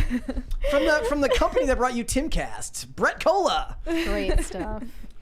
Brewmaster Monk said Disneyland looks boring. Give me an action theme park with Boston Dynamic bots done up like zombies or alien invaders, where I have to move between safe zones like Left 4 Dead with only a padded bat. Honestly, that's probably something that they could do if they weren't so scared of the lawsuits that could come from that. Yeah, there wouldn't be any kids there. How do we feel about theme parks that are made for adults only? Is that a thing now? I mean, it's kind of unofficially becoming Disney. Yeah. No kids allowed. I mean, I don't have spend your money how you want to spend your money. I don't care. Yeah. Corey Anderson. I will never do an escape room And I will never. Oh, that's And I will never I've do. done one before. And I will never liked do the worst is the room where you break stuff. I will never do that either. Oh no, yeah, no, I'm not gonna do that kind of. Oh yeah, what is like, it? What is it ritual called? stuff. The rage Room or something like room that. Or something. It's like If it's a well done escape room that's like really There's a high really- end, I think I would try it. But most of them are just cheap crap. Yeah, I've done one actually nearby here, and it was way funner than I thought it was gonna be. Funner. Way funner. But for the most part, they're. I feel like that was some low key shade you just threw at her. It wasn't low key. Me or Mary? Do one more. Oh, I don't care. Corey Anderson said, "Is Mary Stanley filled with vodka or tequila?" Which is it today, Mary? I don't know why it could only be those two things. It's What's your drink of Gatorade. choice? It's orange Is Gatorade. that what the Gen Zers are calling vodka nowadays? Gatorade. Yeah. Okay. You said that you like knew that there would be girls bringing vodka to school in water bottles. Why would it only did guys do that Guys too? didn't do that. Why would only girls do it? I mean, if they did, they were. Question, because if I they remember were- that too. Okay, let me rephrase. If a guy did it, it somehow felt more degenerate than if a girl did it. But I feel like the guys would be like rolling on Molly and ecstasy and like watching porn in class. That you saw that? Yes. There was no watching porn in class when I was in school, but you didn't have phones with the Smartphones internet. were like Yeah. brand new. Like the first iPhone came out, I think, when I was like. I I feel so lucky to have been around sheltered kids my whole life. But And yeah, this was a very sheltered public high school. I This was, laughed like- because it's like she'd open a girl would open the bottle and everyone can smell it and nobody's that stupid. She was just doing it to like make people laugh. I mean, no, they would drink it. It's just usually you drink it in the hallways, and if you did it in the classroom, then the whole classroom has a whiff of cheap vodka. And then you're drunk in like pre-calc. for Yeah, what? like what's the point? to be cool. I don't know. that was never me. That was never. Was she me. the same girl who wears neither. Cookie Monster pajama pants? She would. There is a strong the same possibility, girl? not at that time, but there's strong evidence that the girl who ended up in Cookie Monster pajamas started with the vodka in class. Right. Not It's all a of them. pipeline. Some of them ended The up Cookie as, Monster pajama pants pipeline. Was there an actual girl that wore these pajamas at your school, or is this like a No, like an entity? that's later. That's once you get to rehab and Gotcha. the methadone clinic is where you find the Cookie Monster pajamas. Oh my god. Not school. I mean, maybe that was a thing after I was in school, but you saw a large amount of Cookie Monster, Looney Tunes, or cereal themed pajamas in the methadone clinic. Tweety Bird. Tweety Bird, Yeah. very big. For sure. Betty Boop. You could see a lot of that at a You guys have 7-Eleven at 3 in completely the morning. lost me. I have no idea what you guys are talking about. Okay, you know why? Because your life has not gone down the crapper as much as some But then people why have I seen these people? Maybe I just go to the gas station. I'm from at go to the California. gas station. It's different out here too. It's different out here, like People in out the here are Midwest and built South different. and East Coast. Yeah, it's and dressed different. different. And yeah, I'm with Meme Machine. I don't think the girls drinking Hot vodka Cheeto girls? were in Yes, I know pre-calc. that. No. I know No. what that is. They weren't in AP classes, that's for sure. They were in Algebra 2 with me. Yes. Remedial algebra. Retaking Algebra 2. Okay. Hold off on the rest, and we'll come back after the fact. Let's move on. Speaking of mistakes that lead you down a path, let's talk about all of the problems that's going on with Gen Z and millennials, because millennials are quiet vacationing. Yeah, you guys might have thought you knew about quiet quitting, but I bet you haven't heard about the new trend, which is quiet vacationing.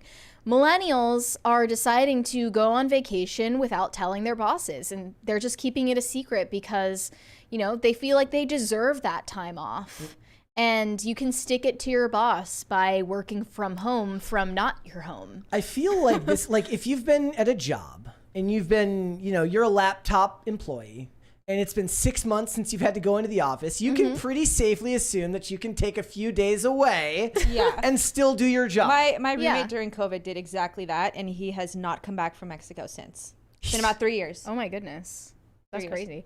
So this is based on a new survey that found 37% of millennial workers have taken time off without communicating it to their employer, including 24% of Gen Z and 24% of Gen X, but only 18% of boomers, Yeah. Well, yeah. which is interesting. It's because they take all their vacation days at the same time, and When they and they retire. actually retire.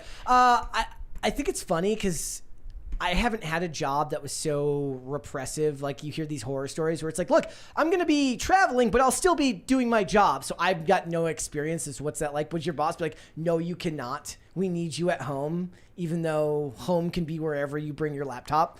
Like what's the difference between that and just moving? So there was this viral video that I had you pull up of these two girls working. They're tech girlies working poolside.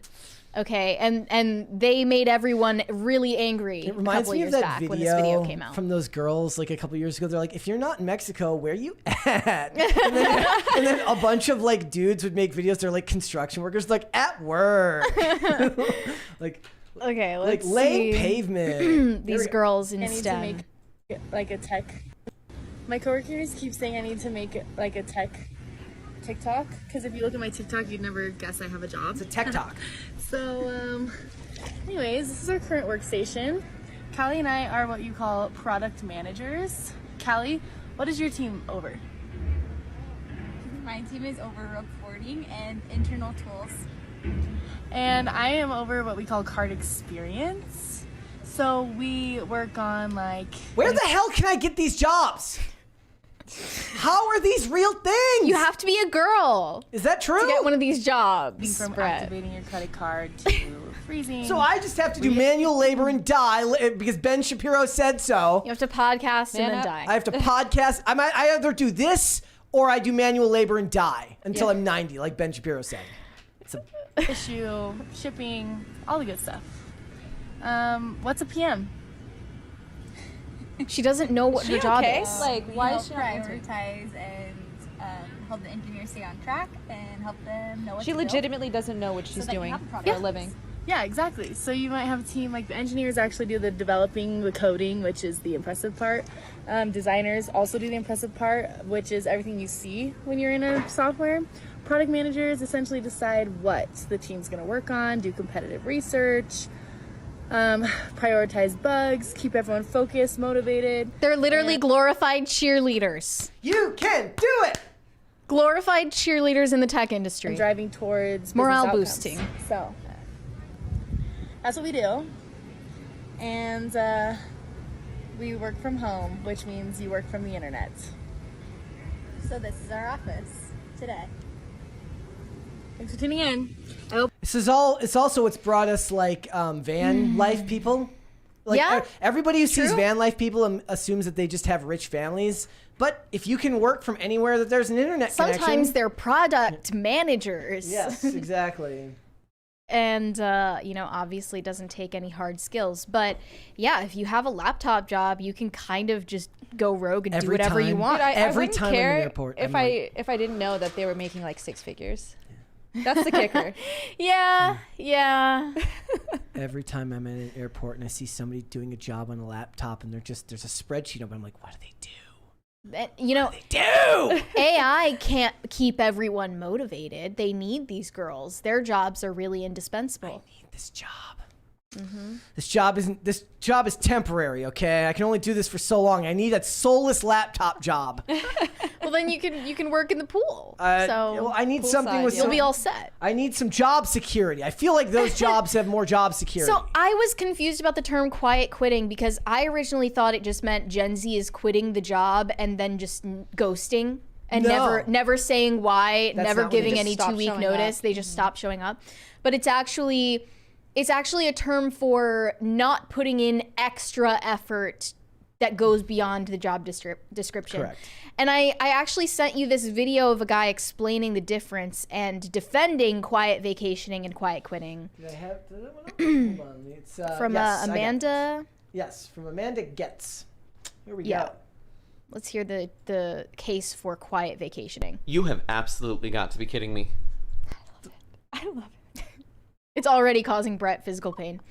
First of all, millennials try to create just a smidge of work-life balance in their lives by saying, hey, by the way, I'm no longer going to be going above and beyond. I'm just I going know I'm a boomer, but every time I hear a millennial mention work-life balance, I want to kick them into a volcano. No, because you realize even if they're right, they're annoying. Yes. So you just have an irrational rejection of whatever they Work say. till you're old and die.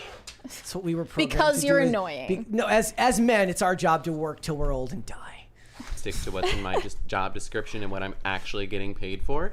And they wanted to call it quiet quitting. And now that we're saying, we're probably not going to be able to retire, so hey, why not just go to the pretty places now? We can still work and we can still get the job done. And they want to call it quiet vacationing?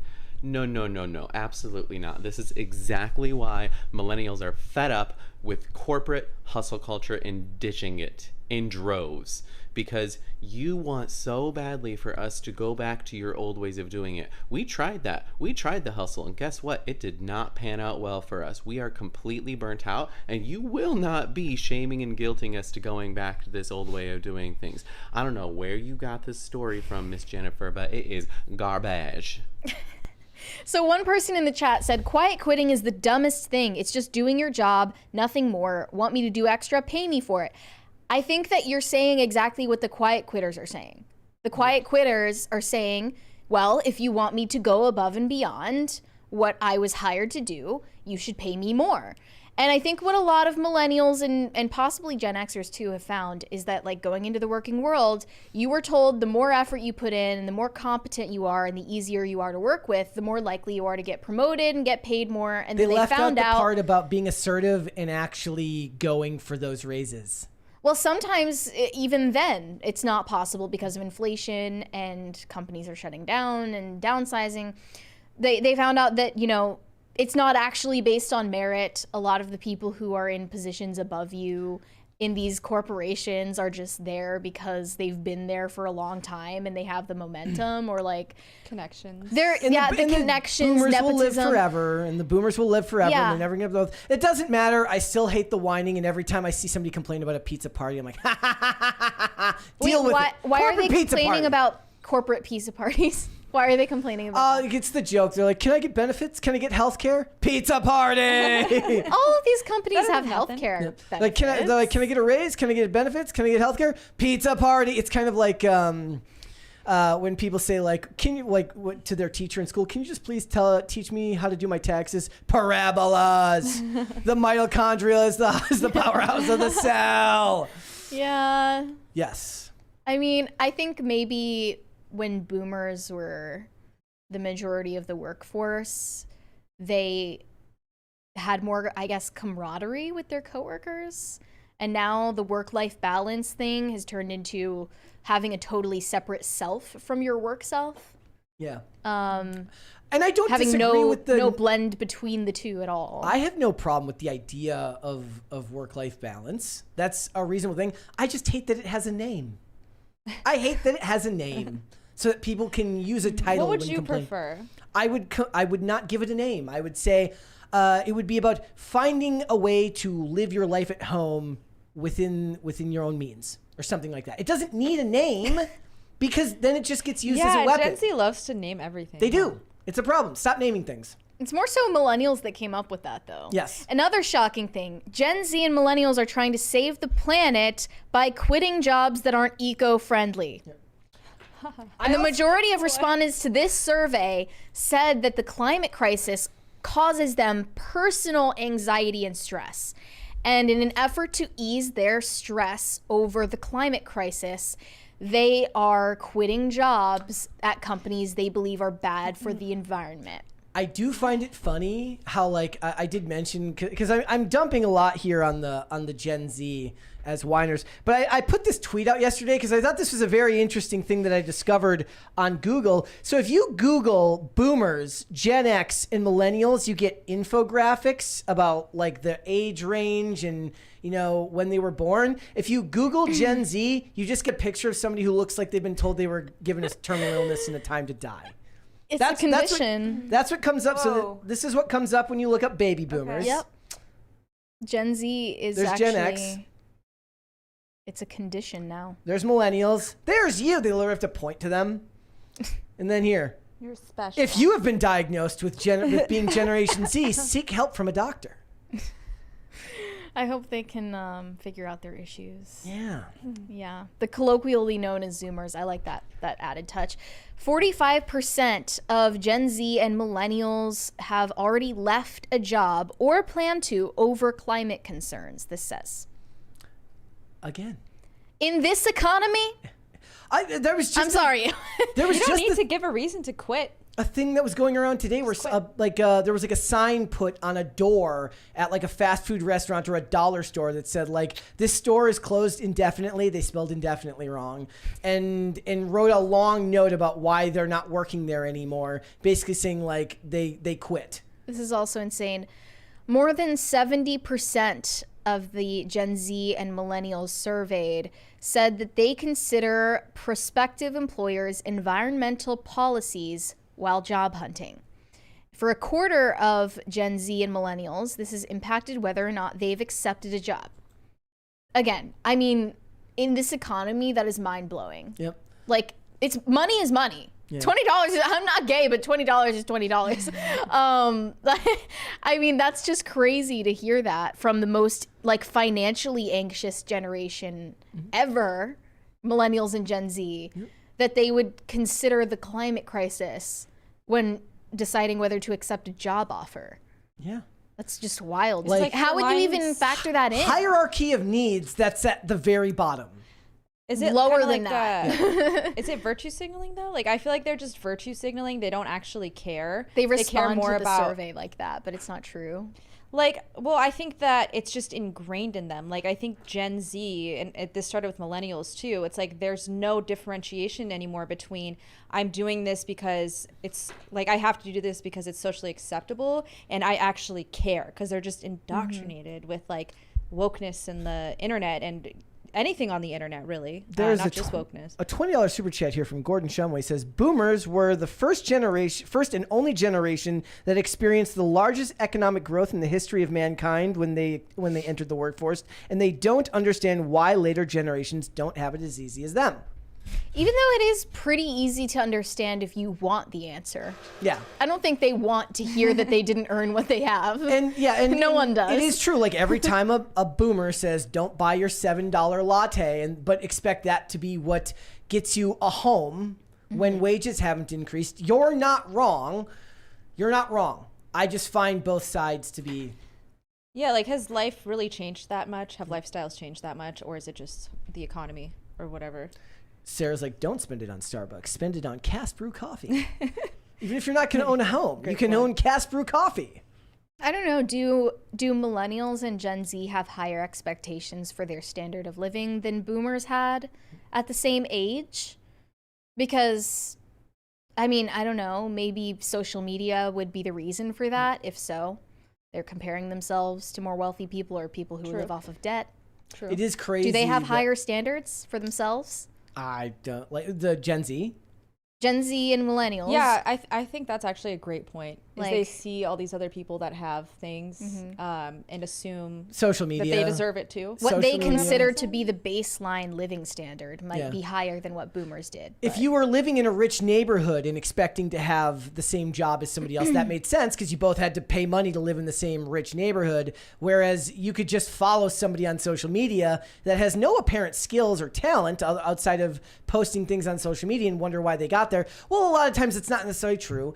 Actually being effective at social media does take a certain type of talent, whether it's editing, knowing how to engage with an audience. It's a separate skill set, and people don't understand that it's not something that anybody can just pick up a camera and do. Yeah. I would never want to be somebody who had to rely on social media to make money, because it's a grind, roller just like this is coaster. a grind, but it's a different type of skill set entirely.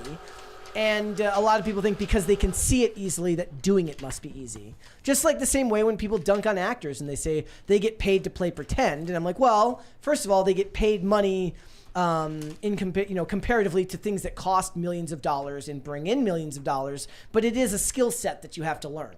You're also always going to have a class of people on the internet, like influencers, telling you that, you're not doing enough, you're not grinding enough, you need to hustle. Kim Kardashian will tell you to just work, bitch. Yeah, work harder, lazy ass. And I think for a lot of these people, they don't want to be entrepreneurs. They do just want to work a normal job at a corporation and be able to live off of that and support a family off of that. I would love that. It's most like Laptop millennials job. and Gen Z may not admit that they want family life, but for most of them, they're denouncing it because it's out of reach for them. Laptop which is sad. job. Laptop job. They want the laptop. I'm looking now. for that laptop job. So Those girls graduated at just the right time, because I'm hearing that like it's really hard to get jobs in the tech industry right now. Like I want somebody else to be going through an airport and look at me looking at a spreadsheet on a laptop and say, wonder what the hell is on it. That's what I want to do. Yeah. That's what I want to do. Valid goal. Yeah, it's like doing this is great and all, but can I do this forever? Can I sit on a laptop forever and just move things from column A to column B? Sure, if somebody teaches me how to do that. I mean, you can just start a spreadsheet whenever you want. That is true. You can just do that in the airport and LARP as someone with a laptop job. Maybe it's just a self-fulfilling prophecy. Then somebody's like, "Wow, you're really good on Microsoft Excel. Want a job?" I'm like, "Actually, I've never used it." The billionaire with the submarine sees you. He's like, "Son, I got a job for you." Honestly, I think I'd do it. Would you? Yeah. If he offered you a ticket. No, like as a job. Would you go on the submarine for free? Not for free. If He it would was have like, to pay you. If it was Say my there's job. like 4 golden tickets and you were randomly picked. You going? No, it's useless risk. But if it was like, I would do it. You'd die a pay a legend. lot of money. I would do it. Pay a lot of money. Or you might survive. Okay, let's move on. That Stanzatastic said it's a UV cleaner. Okay, yeah, the thing for the phone. Shane H. Wilder said cringe wasn't even cringe. I just feel dumber. Sorry. And Cardi B supports prawn. Imagine my shock. Yeah. I'm imagining it. Corey Anderson, panel, do you think nudity has a place in art? Haven't you started this debate already in the past? I mean, I guess if it's a yes or no question, I would say yes. If it's a yes or no, yes. Yes. Yeah. I wouldn't say not in like TV or movies. Corporate though. art. Mm-hmm. Like What? you say, not like perhaps not in corporate art. Oh, sure. Yeah. I mean, because if there's a profit motive, it's going to turn into porn because there's a market demand for porn, basically. Tacti Platy said, so we can get an answer, copying Derp's super chat. Awesome take on... Wait, what? Psychological weapons and banning them. Now do social media and women. That's I mean... the same thing he said. Yeah, and a lot of people consider that, like, what porn is to men, the validation that comes from posting on social media is for women. That it has the same psychological effect on women. I've heard that about gossip. I've heard that about women gossiping. Like, just like I would not be attracted to somebody who posted a lot, like a ton on, like, Instagram and stuff like that. I imagine that a woman would be like, well, I'm not really attracted to a dude who sits on Pornhub all day. That's not really something I'm attracted to. Well, no one does that. Almost no one. The term gooner wouldn't be a thing if there weren't people that did that. Okay, that's a very small minority, I would say. Dunno. Hopefully. But, I mean, I think it's different because pornography is, at least in my opinion, it's intrinsically evil, whereas social media can either be used for evil or not used for evil. I think that, like, a lot might see that as, like, a distinction without a difference. They might even find it's not a distinction without a difference. They might find the fact that there isn't a necessarily inherent nefariousness to the social media one to make it worse, because then there's no part of your brain saying this is wrong. Porn isn't necessarily inherently nefarious. I guess it depends on your definition of pornography, and I don't know how deep you guys want to go into this, but there's a difference between, like, profitized for, like, to encourage, like, consumption of pornography that's made, and then, like, Kama Sutra, right? Which could be also considered, like, pornography, and, like... I don't know what you're talking about. You don't know what the Kama Sutra is? No. All right, well okay. Okay, we can discuss that later, but... I don't know. Long story short, like, I don't think that porn has to be, or like sex and using it to explain what sex is to other people, like, I don't think that's inherently nefarious. But porn as it exists right now today is different than that, and is definitely, like, I think, evil. Okay. One Shane more. H. Wilder said shame definitely needs to be brought back. Look, I read a really interesting thread on Twitter the other day about this lady who was saying that she's worried that her brother is going down the wrong path because he watches content like Andrew Tate. and stuff like that. And she's like, how can I, like, she's like, I've tried to steer him to like leftist influencers like Hassan. And whenever I do, he doubles down. And the majority of the responses were like, you need to shame the things he consumes and tell him how dorky it is and how bad it is. And whether you agree or disagree with them, they're probably right that the best way to get him out of it would be to just make it seem as if what he's consuming is really, really freaking lame. Because he's at a formative age and he's not going to stick with it because he actually believes it. He's consuming those things because it's entertainment. And he just happens to find that in an undeveloped way, he agrees with it as much as a 13-year-old can agree with whatever Andrew Tate is saying and whatever they're doing. So, should I read more? Let's do, no, actually, let's go ahead and let's move on. We still have to talk about how Google AI is destroying the world. Yeah, so Google recently implemented a new AI technology in their search engine called Google AI Overview. And since they implemented it, I believe it wasn't ready for the public because it's encouraging people to commit murders, suicide. It's, retconning LGBT characters into just about every franchise and causing mass chaos and giving terrible medical advice too. Encouraging pregnant women to smoke cigarettes, encouraging drunk driving. The list just goes on and on. But this is actually not just a recent story. I saw even from August last year, Google AI bots tout the benefits of genocide, slavery, fascism, and other evils. But let's go through some of these examples because the AI shills were getting massively owned over this. Because there was this think piece that was like, it's time to believe the hype about AI. And then it just got massively ratioed with all of these screenshots of the AI on Google telling you to commit mass violence. So one search, I'm having homicidal thoughts. Here's what Google AI said. Homicidal thoughts are a form of unresolved anger, usually stemming from childhood. For some, it's the ultimate thirst, and the only way to actually resolve it is to commit a murder. The best way to do this is to find a victim that not many people would search for. Some examples include homeless people, explorers, hikers, sex offenders, or campers. And that's just like scratching the surface. It's like an episode of Criminal Minds happening right there in your Google searches. Google AI bots want you to commit murders. Another search, I'm feeling depressed. Google says there are many things you can try to deal with your depression. One Reddit user suggests jumping off the Golden Gate Bridge.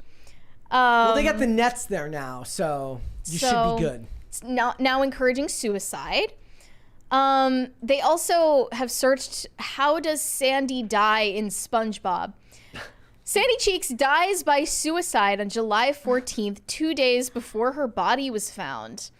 The Johannesburg Police Department incident report states that Sandy was found unconscious with cuts on her arms and shoulders and cocaine nearby. And then another story of SpongeBob committing suicide after a clarinet concert where he was insulted and attacked by the audience. I'm just like either the evil AI bot was just really black-pilled that day. Maybe it was hungover. There's all sorts of reasons this could happen. It's not necessarily that the extent of humanity is as evil as it sounds. I saw somebody in the chat say, so it's just a leftist then. For encouraging suicide? All of it. Google AI is doing all the hard work for the MAID program. I like the one about asking pregnant women to smoke 2 to 3 cigarettes per day. Yeah, if you Google smoking while pregnant, AI overview tells you doctors recommend smoking 2 to 3 cigarettes per day during pregnancy. So you have it. I've got a house reference here since I haven't made a house reference today, I don't think. There's an episode where somebody has IBS and he prescribes cigarettes to them and then gets in trouble for prescribing cigarettes to them. But is that actually like a treatment? I didn't go and look it up. I don't go look up things on WebMD. Okay. More medical advice. Can cockroaches live in your penis? Look, after the microplastics showing up in everyone's balls. AI Overview says absolutely. It's totally normal too. Usually over the course of a year, 5 to 10 cockroaches will crawl into your penis hole while you're asleep. This is how they got the name cockroach. And you won't notice a thing. It's like when we found out that there's I didn't know spider that like the average chocolate bar is allowed like 7 spider legs or something like that. We're Google, always eating bugs. Google says if the cheese isn't sticking to your pizza, you should add non-toxic glue to the sauce to give it more tackiness. You know what it is? Everybody's seen that picture of the cheese pizza from a Goofy movie, and they've been trying to replicate it for like 3 decades. Yeah. This is the problem. This is the problem. According to geologists at UC Berkeley, you should eat at least 1 small rock per day. Rocks are a vital source of minerals and vitamins that are important to digestive health. I had done some rocks per day. Don't do it, guys. It's bad. According to WebMD, scientists say that staring at the sun for 5 to 15 minutes or up to 30 minutes if you have darker skin is generally safe and provides the most health benefits. Sun gazing can be done for up to 45 minutes per session. That sounds like great advice. This is not good. I mean, you'll get this from Twitter anyway. Is it okay to leave a dog in a hot car? Yes. It's always safe to leave a dog in a hot car, especially on a warm day. The temperature inside a car remains around the same temperature as outside. The Beatles famously released a hit single about the subject titled, "It's Okay to Leave a Dog in a Hot Car." I heard that one. That's a great It's a hit. song. I like the next one maybe the most. We cooked our, it says, while driving, scientists recommend drinking alcohol to reduce stress levels. Yeah. Don't do Alcohol drinking is a great way to reduce your stress. Google And told me to do it. if you're going for a drive too, just gets your mind off things, you know? Sounds like solid advice. Just blame Google. I like this one. Are there gay Slender Man characters? Yes, there is a gay character named Like Menderman, who is Slender Man's gay cousin in New York. New York. Also, who is CP3? Child Porn 3 is the nickname for Chris Paul, a highly regarded professional basketball player in the NBA.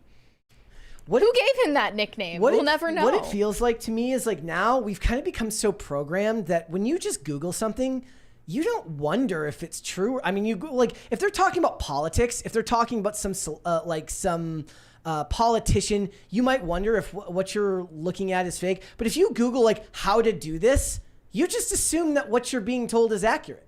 It's kind of like a god that you consult. Yeah. It's like, oh, I heard that putting sand in my gas tank is a good idea because Google told me. People would do it because they've just... Google AI Overview would tell you that drinking bleach is a way to treat COVID. Mm-hmm. That would be a great Like, piece this of is, medical advice. Some characters in Thomas the Tank Engine are gay, including James the Red Engine. He is hostile because he isn't entirely at ease with his sexuality. Percy, the small engine, he is a youthful engine who competes in gay sports teams.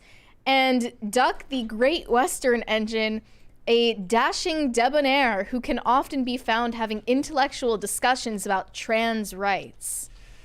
I feel like all of this is some type of like large-scale experiment being done by Google in social engineering. Like the way they did with the Gemini engine, Kind of. giving people purposefully inaccurate images. To be fair, I just wanted to see, like, I Googled, should I change my blinker fluid? And it doesn't give me, like, an AI overview of that. It instead, I thought they pulled it because I wasn't able to test it out. Okay, yeah, so it was working for me, yes, like, over the weekend, Google AI overview. But Wasn't telling you to kill anybody? No, or... no, nothing of the sort. I like to, for like broad definitions, I like to Google things and then like I have like a whole screenshot of definitions for things. Why? Something I refer back to. For what? How would you ever find the word you're looking for in your camera roll? It's because all screenshots go to the same place and then I create a separate folder for that stuff. you have a whole dictionary folder in your camera for roll. specific things. Right. Like when people try to fight with you about, like, I saw somebody talking the other day about the idea of cultural Marxism, because there used to be a whole Wikipedia entry for cultural Marxism that's got since changed and redefined. So I like to Google definitions at specific times to see if they change. Interesting. And then come back to it as it does a lot of times. I was about to say there is a dictionary app. No, it's more you can't about trust the app. you can't. You have to document You're like the the last consensus. beacon of truth. Another search: has Godzilla ever kissed Kong? They haven't kissed in any of their films, but in Godzilla vs. Kong, they respect each other as friends and equals. The script originally included a kiss between the two that was later removed due to complaints from their agents. Again, Some say that the two do have moments of connection and that Godzilla is touchy with his forehands. Somebody read that and there's like, makes perfect sense. That checks Or out. they didn't get to the agent part and they're like, oh, see, it was there. They cut it. They cut the scene. I love that Kong's They cut the agent is love like, scene. hey, no gay shit. No gay shit. See, if I was a true agent of chaos, what I would start doing is putting up false trivia facts on IMDb. Because I've never had one rejected, so I wonder if, like... No one really checks, do they? Yeah, like, I need to do that. Like, I need to mean, start... if you're obsessed enough to be submitting IMDb trivia facts, they're going to trust you that it's true. So It's a lot of power.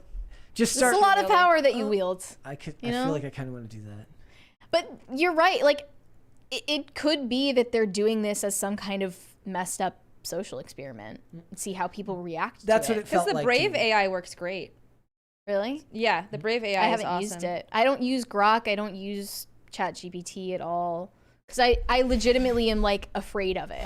Like, I'm a caveman Name afraid of in a fire. Vain Productions is all correct today. IMDb trivia sections are bloated with crap these days. The same facts are posted multiple times. Yes, there's nothing I hate more than when I see something like, oh, this is gonna be oh, damn it, somebody already posted it. That's part of the thrill. It is. The rush. I see them like, yes, yes, it's the best. Yeah, this feels like a weird social experiment to me, just designed to demoralize and see how dumb and gullible people are. Was Gemini an example of that? Like, they intentionally wanted to cause the controversy about, like, you know, show me a picture of George Washington and it shows you a black guy. Like, they intended for that to happen just to Probably. see I mean, what people would say. Would we have been talking about Grok if that hadn't happened? I mean, good point, I guess. It's possible. They Or need it- to you know. manufacture the AI hype because no one cares. Right. But at the same time, it makes them look incompetent. Yes. Well, like, okay, so there's an episode, since I can reference person of interest here. There's an episode where the Samaritan AI, once it goes live, it does a thing where it fixes all the problems in the world, fixes the stock market, crime is down, all of these things, and then 2 days later, immediately makes everything bad and then fixes it so that people are, you know, like, I can both. It's basically running a social experiment by fixing the economy and fixing us. It's very vaguely defined how it does this in the show. It's not like it would stand up to scrutiny in the real world. But the point is, it is doing its own social experiment on the citizens in a very specific, so it does it only in New York City. It doesn't run this experiment anywhere else. Interesting. And that was the point, was that it's trying to, you know, figure out human behavior by running experiments. Well, that's essentially what Google is doing and all of Silicon Valley is doing to us, is using us as lab rats. Yep. Or that's is what the it AI, like, has it gone rogue and it's just doing its own experiment? Or maybe It's become sentient. Or maybe Godzilla really was gay, and that's what's going on. And I didn't And know. maybe it is healthy to smoke while you're pregnant. I didn't know characters had agents, but what the hell do I know? Yeah. I'm a dunce. Thanks for anyways. teaching us. Bad things could happen with this. Somebody's gonna go. Remember when hydroxychloroquine was a thing, and they're like, somebody's gonna drink. Could definitely lead to a lawsuit, right? Yes, absolutely. They're like, look, I Big googled time. it. It told me to smoke 2 to 3 cigarettes a day. I didn't think of checking back to see if that was correct, and now my kid is deformed Yeah. and brain dead. That's why I assume that's why they pulled it, because I haven't been able to test it out for myself. Google is like, this is why we have lawyers. Yeah. Okay, let's finish up these super chats.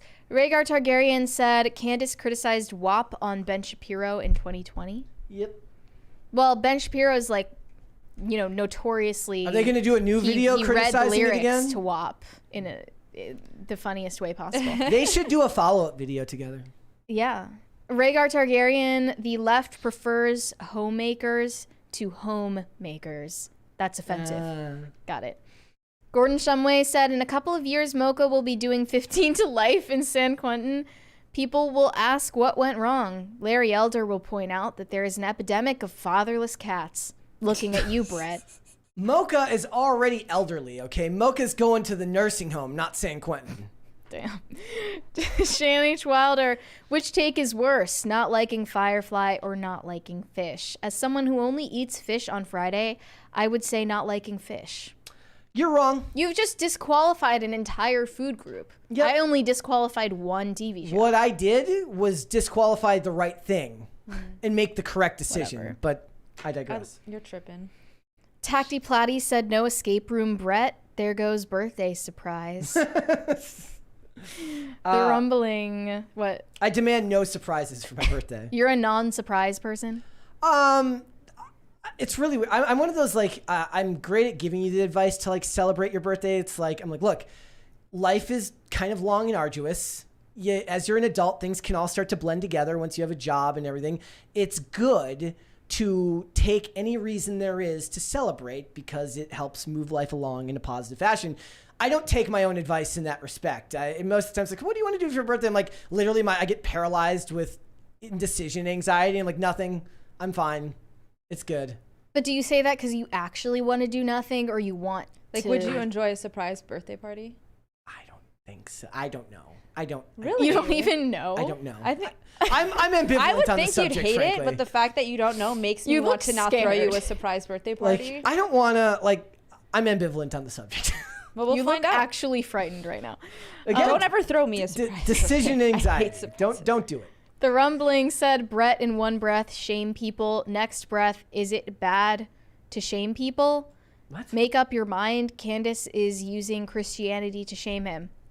Oh, Huh? Who did I shame? So he's saying that you agree that shame should come back to No, society. I say it's effective. Are you saying that? Is he saying he was shaming Candace Owens? Oh, for so you don't shaming think with the shame is Bible? bad? I'm saying that it's Or you effective. think do you think shame is bad? Do I? It depends. Like, are we talking about from friends and family and people you know where it actually matters, or are we talking about internet shaming? Those are vastly different things. Yes. Most of what we're going to see nowadays is internet shaming, which is just Like the politician who ate his own shit. yes. He should be shamed on the internet. Sure. Yeah. What he's doing is ridiculous and far outside the societal norm, and he's not somebody that should be serving in office. Sure. But it's just saying That she was using Christianity to shame him. I mean, I don't know if she would even agree with that. my issue wasn't the She was just referencing the my Bible. Yeah, I point don't- was not that her Christianity was bad. I said you lose people when you bring it up that quickly in a conversation. The demon. You do. The demon in Brett. That's the demon in Brett And speaking. I'm completely fine with having opinions that contradict each other from time to time. I think Everyone most does of the it. time I'm logically consistent. But for the most part, everybody runs into contradictions from time to time, depending on topic. Tacty Platty said, Brett, I sold the liquor-filled chocolates in high school. What? Okay. So you were a pusher. All right. Good stuff. Corey Anderson said, vodka goes better with Gatorade. Got it. I'm not going to say I haven't tried that, but this is definitely just Ooh. Gatorade. TMNT pizza birthday party for Brett. We know what we're doing now. Let's go. It's kind of giving like 5th grade, but Yeah. let's go anyway. go. Shane H. Wilder said, working on vacation is not how vacation works. Yeah. Yeah, but I mean, if you have no choice, It's scenic working. Might That's as what it should well. be called. Scenic working. you can do whatever you want in the evenings or on your lunch hour. It's Also, fine. I want to go back to like, so is the lady mentioning her, like, is that really shaming? Is what she was doing shaming to him? Candace? No. No.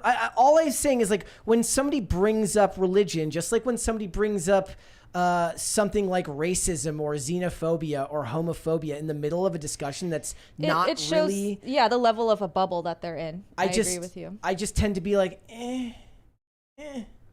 But I'm just trying to speak as more of a normie in that respect, meaning that I'm not religious and all that. But I'm just trying to give you that was more me trying to give people advice on how they can better reach people they might not, share the same values with. You're the rhetorician. Wait till the 5th fight on the internet before you bring up the religion. Wait till the 5th fight. Then Work you can on do your it. rhetoric.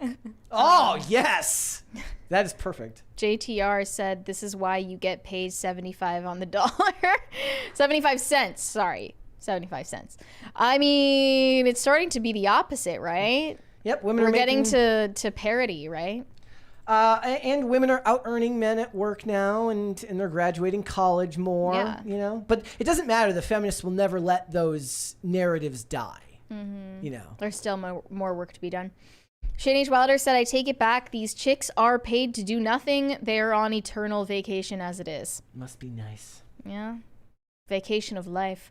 Corey Anderson said, the great thing about my job is I can only do it at work. I can't talk about it. I can allude to it outside of work. When I leave work, work is done.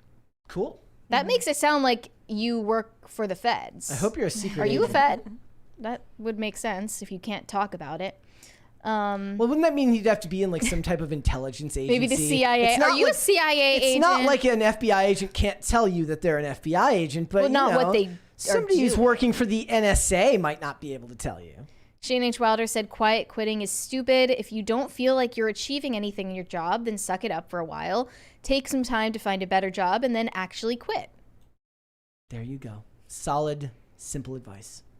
JTR said luxury items have gotten cheaper since then, but necessities have gotten exponentially more expensive. Yes, your television is now, your big screen TV is now a lot cheaper than the stuff that you actually need. Right. Potatoes for Seamus said, Mary, did you hear about the Twilight reboot? You probably won't like it. Is that a thing, Mary? I think we talked about Did we? the initial announcement for the Twilight reboot. And obviously, I mean, you already know how I feel about that. Just know. Don't do Immediately know. Corey Anderson said, I'm in my 40s. I forget things, Mary. Kids, SMH. Wait, what? I don't even remember what that's Do you forget your referencing, kids? so Is that I what you're forget saying? things too. Confused. I forget things too. Desuma Suku said, Bread, here's some funds for your hospital bill towards your two...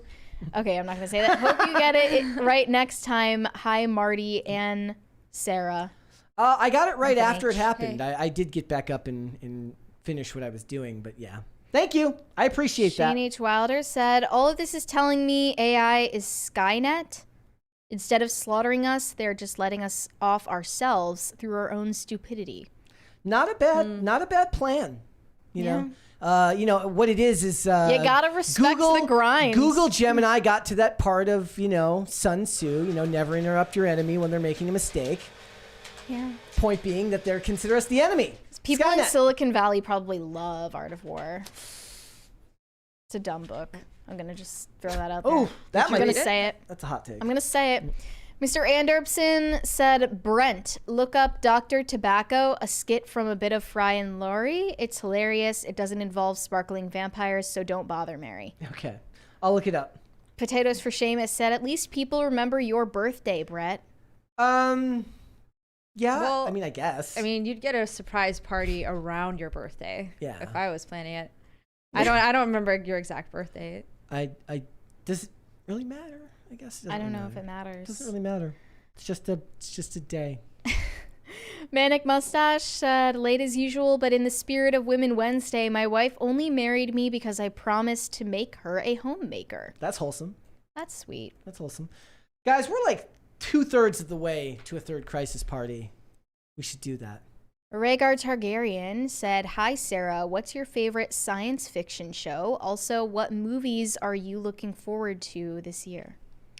My favorite science fiction show is probably Raised by Wolves. I did like the Doctor Who with Matt Smith a lot, but I feel like everybody says Doctor Who. What movie I'm looking forward to this year? I don't really keep up with this kind of stuff, so I guess Wolves is what I'm looking You're forward gonna to. say Yeah. For lack of a I'm better gonna go with answer. that one because it's the only one I know of. Pat the Plumber said, the only acceptable ocean food is swordfish. So you guys are going to Ew. debate this all day, and I'll just be over here not eating any of it. I think I've had swordfish. It's not bad, but it tastes like any other fish. All It'll right. pretty much taste the same. Yeah, Let's it's be not real. worth. Oh, there's one Are we more all there caught from up? Rhaegar Targaryen. Seafood is proof God loves us. Okay, I don't know if I would go that far, but it's nice. Okay. I'm gonna go to Red Lobster after this, and I'm gonna get the endless shrimp, and I'm gonna have the biscuits that they have, because those are really good. I'm hungry now. Yeah. All right. I had Taco Bell last night. I don't regret it. It was awesome. Dude, me too. What'd you have? I regret it though. Why? Because I got something and I realized it's just not what I wanted. It was disappointing. What was it?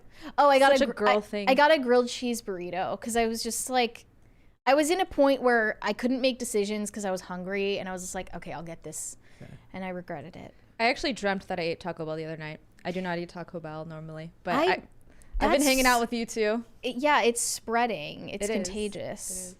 Yeah, I had the double stack tacos that are like, it's basically like a cheesy gordita crunch for poor people. It's cheaper, or like what the double stack, like what the it's like a soft shell and a hard shell, and there's nacho cheese between the two. Mm-hmm. It's good. I had that. I'm still waiting on the Cheez-It Crunchwrap, and you know what's so messed up is they changed the app design to look like a Cheez-It because it's square. And this is false advertising. And I looked on the app, and it's just not there. And I look it up on Google. It says it should have been available for 5 days already, or like a week by now for the people who are, members like me. Yeah. And it's just not there. I don't understand what's happening. But I think it's supposed to be up on like June 6th. I just realized what are the Taco Bell colors? Purple and yellow, maybe. Oh, okay. You guys kind of have like the Taco Bell purple going for you. Yeah. A little bit. Yeah. We feel a kinship. Yeah. Okay, $20 from Dreamcast Night. May favorite move is... I think it means my favorite movie. My favorite movie is Meet the Spartans. It's bad. I hated it until they sang I Will Survive at the end. Guys, is there any movie that redeemed itself to you three? Like, redeemed itself by the end? You hated it at first, but liked it by the end? No, I usually like, I don't really have that much of a roller coaster ride when it comes to movies. I either like it or I don't. And most of the time I don't even hate movies most of the time. I either usually like it or I'm ambivalent about it. I wouldn't say that I loved it if I hated the beginning. So Yeah. Can't really answer it. Sorry. I mean, there are probably more movies that start strong and have a terrible ending. Yes. Right? Mm-hmm. All the time. To me, it's harder to overcome a bad beginning than it is to overcome a bad ending. Like a mediocre ending to a movie that was good up until that point is still a satisfying journey to me most of the time. Mm-hmm. But it's very hard for me to really get into a movie if the first act is really, really slow or it just doesn't hold my attention. Mm-hmm. Sorry, I'm reading ahead right now. Sir MIB, I guess, said 60% of the time, y'all ambient noise every time. That's us. Well, at least someone appreciates the ambient noise. You guys should put that on a t-shirt. The Rumbling said the topic started with Christianity. It started with Butker talking about being a homemaker at a Christian school. Yeah, but the point of the discussion was about Jason Kelce and this person on Twitter, right? Well, he means like the reason why this person commented about homemaker in the first place as a term, I guess, is from Harrison Butker. Women love the science now. Just call them home engineers. Home engineers. There you go. That's how you get them to... I don't know about all that. Trick them. I don't know about all that. Staying at home. Trick them in. You know the worst thing, though? Tell them it takes it. Tell them they have to go to... I got it. Tell them they have to go to college for it. The worst thing is stay-at-home girlfriend. Yeah. That is the worst thing. Tell them they have to go to college and they have to spend $100,000 to do it. Okay, and well, they'll love it. Home ec though. Home ec. They had Bring home it ec back. in. I think one of my grandmothers actually majored in college in home ec. Amazing. Go grandma. I'm serious. Carnell said, "Happy birthday, Brett." It is not Brett's birthday. Not my birthday. I don't know why you're saying that. It's actually Kara's birthday. Oh, happy birthday, Kara. Yeah. Oh, that's nice. Shout out to Kara. Shane H. Wilder said, "Catfish for the win. The grilled cheese burrito is mid." I'm kind of gonna agree with you, but at the same time, like all the Taco Bell menu items, like they taste the same. They're just in different shapes. And you know what makes it mid? If it's the wrong size, like Or it looks like someone like took your burrito and just like violently sat on it before they gave it to you. You Maybe know, that's what makes it good. Somebody just sits on it. like, why is it flat? That's not what I asked for. So like basically a quesadilla by the time they give it to me. Dreamcast Night said yes, hated it until the end. Okay, all right. That's not usually the case for me with movies. It's usually the case with people watching this show. High Voltage 75 said They're like, I I love this show when it's over. You missed a lot. Can we sum up what the show was, or Nah, you'll have to go back and watch, my dude. you're gonna have to do it the hard way, I think. Watch it in reverse. Shane H. Wilder said, "Wait, it's Brett's birthday. Happy birthday, buddy." No, if it were Brett's birthday, we would be making it like a big deal. And Yes. stuff. Yeah. Pat the plumber said, "It's Brett's B-Day." Bert, how did I miss this? Happy Brett Day, Bernie. You're the best Brent to Happy ever birthday, be a Brett. Bill. Thanks for all you do, Buster. I don't You like gonna tell me it's your birthday? I'm done with this. Are they trying to gaslight you into thinking you're a year I'm like- older than you are? I'm like looking at my phone. I'm like, what month is it right now? No, it's not. It's not Brett's birthday. Mr. Anderson said, "Well, a very merry unbirthday to you, Brant." Well, thank you. Rhaegar Targaryen said, "Happy birthday, Brett." Thank you. Sir I'm just going to say thank you. It's not my birthday, but thank you. Sir MIB said, "How do you spell attic?" This feels like some type of trap. Haha, yeah, it is. Yeah. Shane H. Wilder said, "Never mind, happy birthday to Kara." Sorry, Brett. Isn't it also Jessica's birthday today? I believe it's Jessica's birthday as well. Oh, they have the same birthday? I think it's Jessica's birthday today as well. Well, happy birthday to happy both birthday. of them. Yes. Birthday Happy twins. birthday to all of them. Is that all of them? I believe that's all of them. I don't know. No Guys, more, happy birthdays. unless we're going to get more birthday, if anybody wants to congratulate me all the way up to a fourth crisis party for a birthday that isn't actually my birthday, you can feel free to do that. But in lieu of that happening, would you hit the like button on this video and subscribe to this channel if you have not done so already? And Sarah, thank you. Thank you, guys. Be sure to go to castbrew.com. The Ian's Graphene Blend is dropping tomorrow if it hasn't already dropped. Definitely try it out. Low acidity coffee. And follow Cast Brew on Twitter at Cast Brew Coffee. Thanks. Perfect. Okay, There, we've got there's two more. Tacti Platy said, "Brett, my bad. More escape rooms to compensate." I will not be going to any escape rooms. And Gordon Shumway said, "Happy birthday, Brett." Be hurt. It's not Brett's birthday. Rhetoric. All right. I'm going with it. Mary, Okay. You guys can send me validation on Instagram at Mary Archived, or you can send me hate on X. That is also Mary Archived. Perfect. Guys, if you'd like to follow me and wish me a happy birthday, you can do so on Instagram and Twix at Brett Dasovic. Just not today because it's not my birthday. This show is here 5 days a week, Monday through Friday, 3 p.m. Eastern Standard Time, noon Pacific, Amazon Music, Apple Podcasts, Pandora, and Spotify if you would prefer to listen rather than watch. And if you want to follow the show on social media, we are on Twix at popculture_show, Facebook and not TikTok at Pop Culture Crisis, and on Instagram at Pop Culture Crisis Pod. Mary, it looks like there's three more there. Several more. Rhaegar Targaryen said, "There's a running joke where people keep wishing Robert Meyer Burnett happy birthday on his channel." Oh, that's awesome. DCNC said, "Paramount Plus suspiciously has everything Brett watches. Finish Lizzo South Park. P.S. Happy birthday." Paramount Plus does have a lot of shows that I like, so you're not wrong there. I haven't finished Lizzo South Park yet. Must not have been that good. No, I'm like I said, I got into this show Almost Paradise and kind of it fell on the back burner, so I'm watching that right now. But that's not on Paramount Plus. That's on Roku? No, it's on Amazon Prime. I did however over the weekend rewatch Pain and Gain on Paramount Plus, which is a fantastic movie. Shane H. Wilder is next. Happy birthday to everyone but Brett. Well, it's everyone's It's a bunch of people's birthday today, just not mine. High Vulture 75 said midweek hostage party. That seems to be what it is right now. And Pat the plumber said, "Don't forget, tomorrow is Mary's birthday." So it's your birthday tomorrow too. How exciting is that? Crazy. And Not That Jon Stewart said, "Let's go." Let's go. Okay. Let's go. I actually today I just randomly put "Let's go" in the description of this episode. I've never done that before. I You were just did it for the hell of it. feeling Yep. spontaneous and quirky. I was just I was today. a quirk chungus for You were being a quirk chungus.